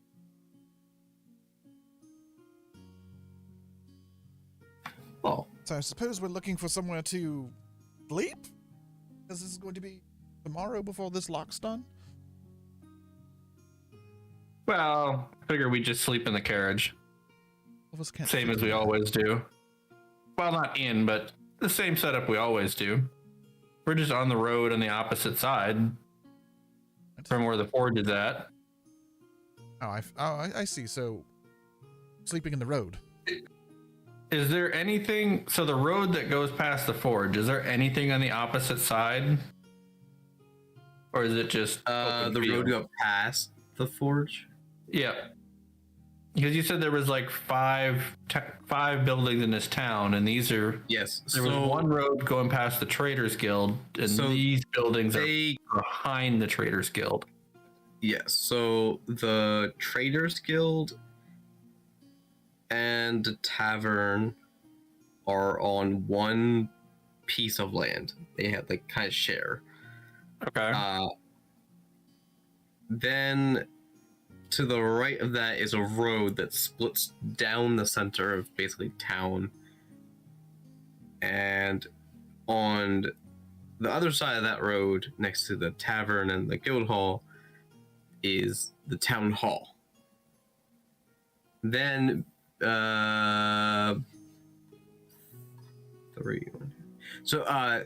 behind the guild hall is the general store. No, yes.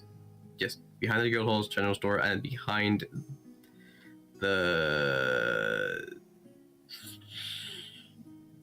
behind the town hall is the smithy. Okay. Does that make sense? So, yeah. Is there a road going past the smithy? Yes.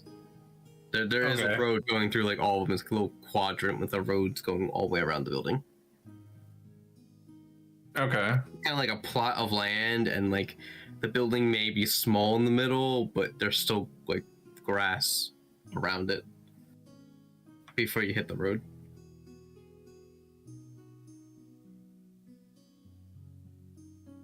All right. Yeah, we'll just say we're in the road. My brain isn't quite wrapping around the layout.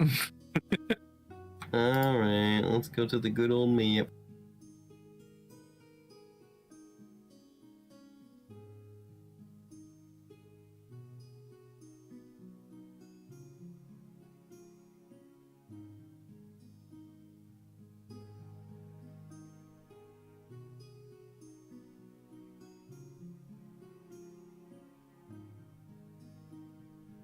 Gotta zoom way out.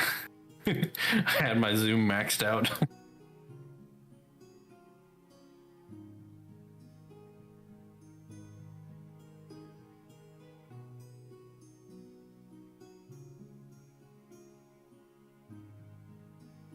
I can't write. Okay, Smith.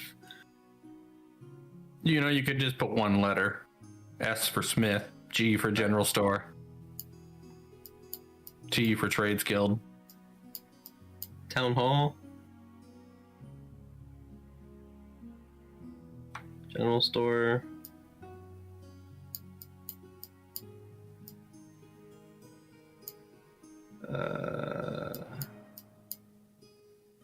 That's Tavern. Oops. Tav. This is Trade. So Okay. the building sizes aren't like that, right? But yeah, you Alright, make so the gist of it. How And is there's a road, laid out? Okay. road,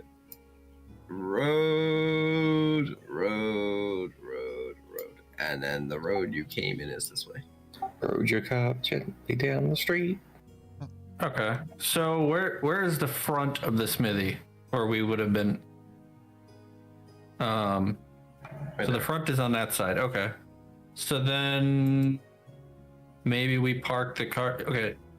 North of the smithy, is there anything out there, or is it just It's grass? pretty much grass around until you hit the road, and then past the roads is more grass. Okay. So what do you say, guys? We park the cart there. Then it's just grass all around us. Sounds good. I don't even know if Kane can see that, but okay. Because I realized I was using green. Well, even if he can't see, he gets the idea. It's not like it's invisible. There you go. I'll outline it in black for you. Sure. It didn't make a difference. He could still see the box. I just want to make sure. Alright, anyway, yeah, so you're parking it there, and then Okay. where are you going to? You're going to... So we're bringing the food back, and then we're pretty much just gonna spend the night in the carriage. Set up Okay. camp, like the campfire, when I start to set that up, will be on that side. Okay. So, let's give it a couple rolls for the smith. Ooh, okay. Alright, so Jane, you are watching this smith make this lock. And he, of course, throws some metal into the furnace and lets it melt. And then he has little small molds for little pins and like mechanisms and gears that you would use for a lock. And he pours the molten metal into the molds, and they start settling, and the metal is red hot, and it starts to slightly cool on the top, and then he dumps some water on top of it to cool it down real quick, and then he looks at each part and kind of like takes a file and starts filing them down to make them perfect parts. And then he takes a finer file and starts filing them down slightly even more. He even takes the pins and starts filing them slightly, and then starts putting them all together with a few bolts and such. And he also takes a sheet of metal, and puts that as the backing, and puts the locking mechanism on top. And then he puts a few more pieces in, and then puts the other top, but doesn't completely seal it like he would. And then he makes the keyhole, slightly cuts it out, or more bashes it in, and put files down a key just right that he knows that the locking mechanism would work with. And he sticks it in and turns it, and you can see that the bolt on the side, when he's holding the top, goes out, and then he turns it again, and then it goes back in, as purposely made. he's like, this will work perfectly. And so he files out the edges of where he punched a hole for the key slot to make it all nice looking. And then he takes the plate that he put on top and he starts pouring slightly bits of hot metal at some bits to fuse the two pieces together so you can't just pull apart the lock.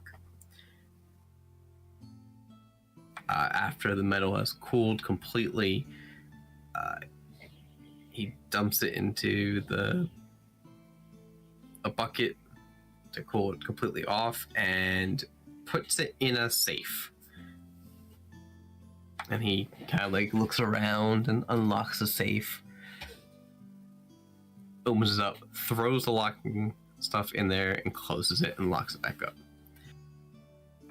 Then he starts working on the other side where the deadbolt would go, and he starts making a cylinder that is slightly bigger diameter-wise to fit the bolt that it would go on the other side of the carriage. And then he finishes that, puts that off to the side, and goes home for the rest of the night.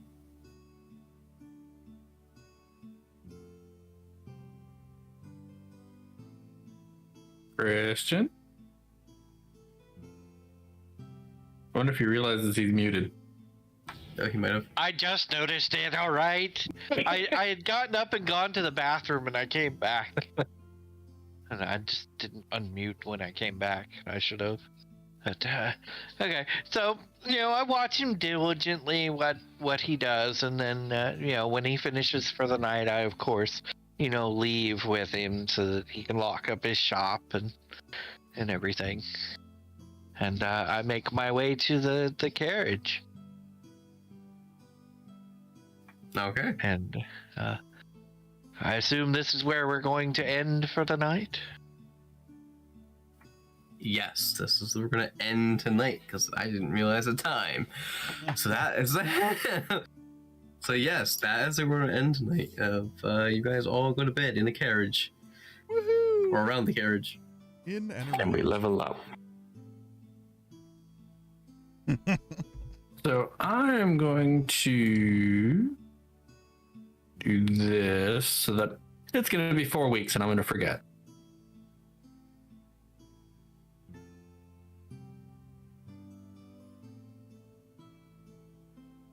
Right here.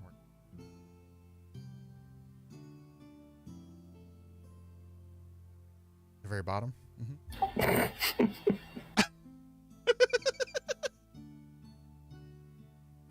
I have no idea what you're talking about. In the notes. Very bottom of what? Ha ha ha. Wow. Ha ha ha. Oh. You wish. There. And then if we just leave this as our background, it'll be easier to remember when we get back. All right. Good thing you guys took detailed notes, because I'm not going to remember after 4 weeks. 4 weeks without D&D. I would try, but unfortunately I have to work during day when I'm on travel, so I won't be. I would be doing dead. I would be like, it's a 15-hour difference. I'm like, I would be on Kaisa's time.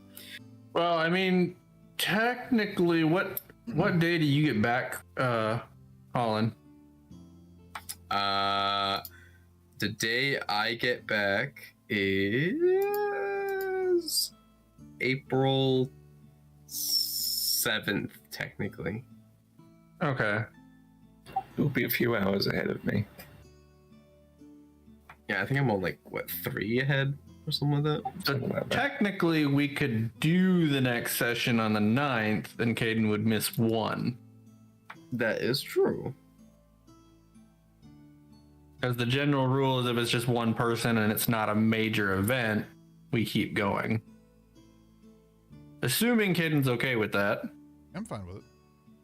They're just somebody else I had to record. If we want to think of it.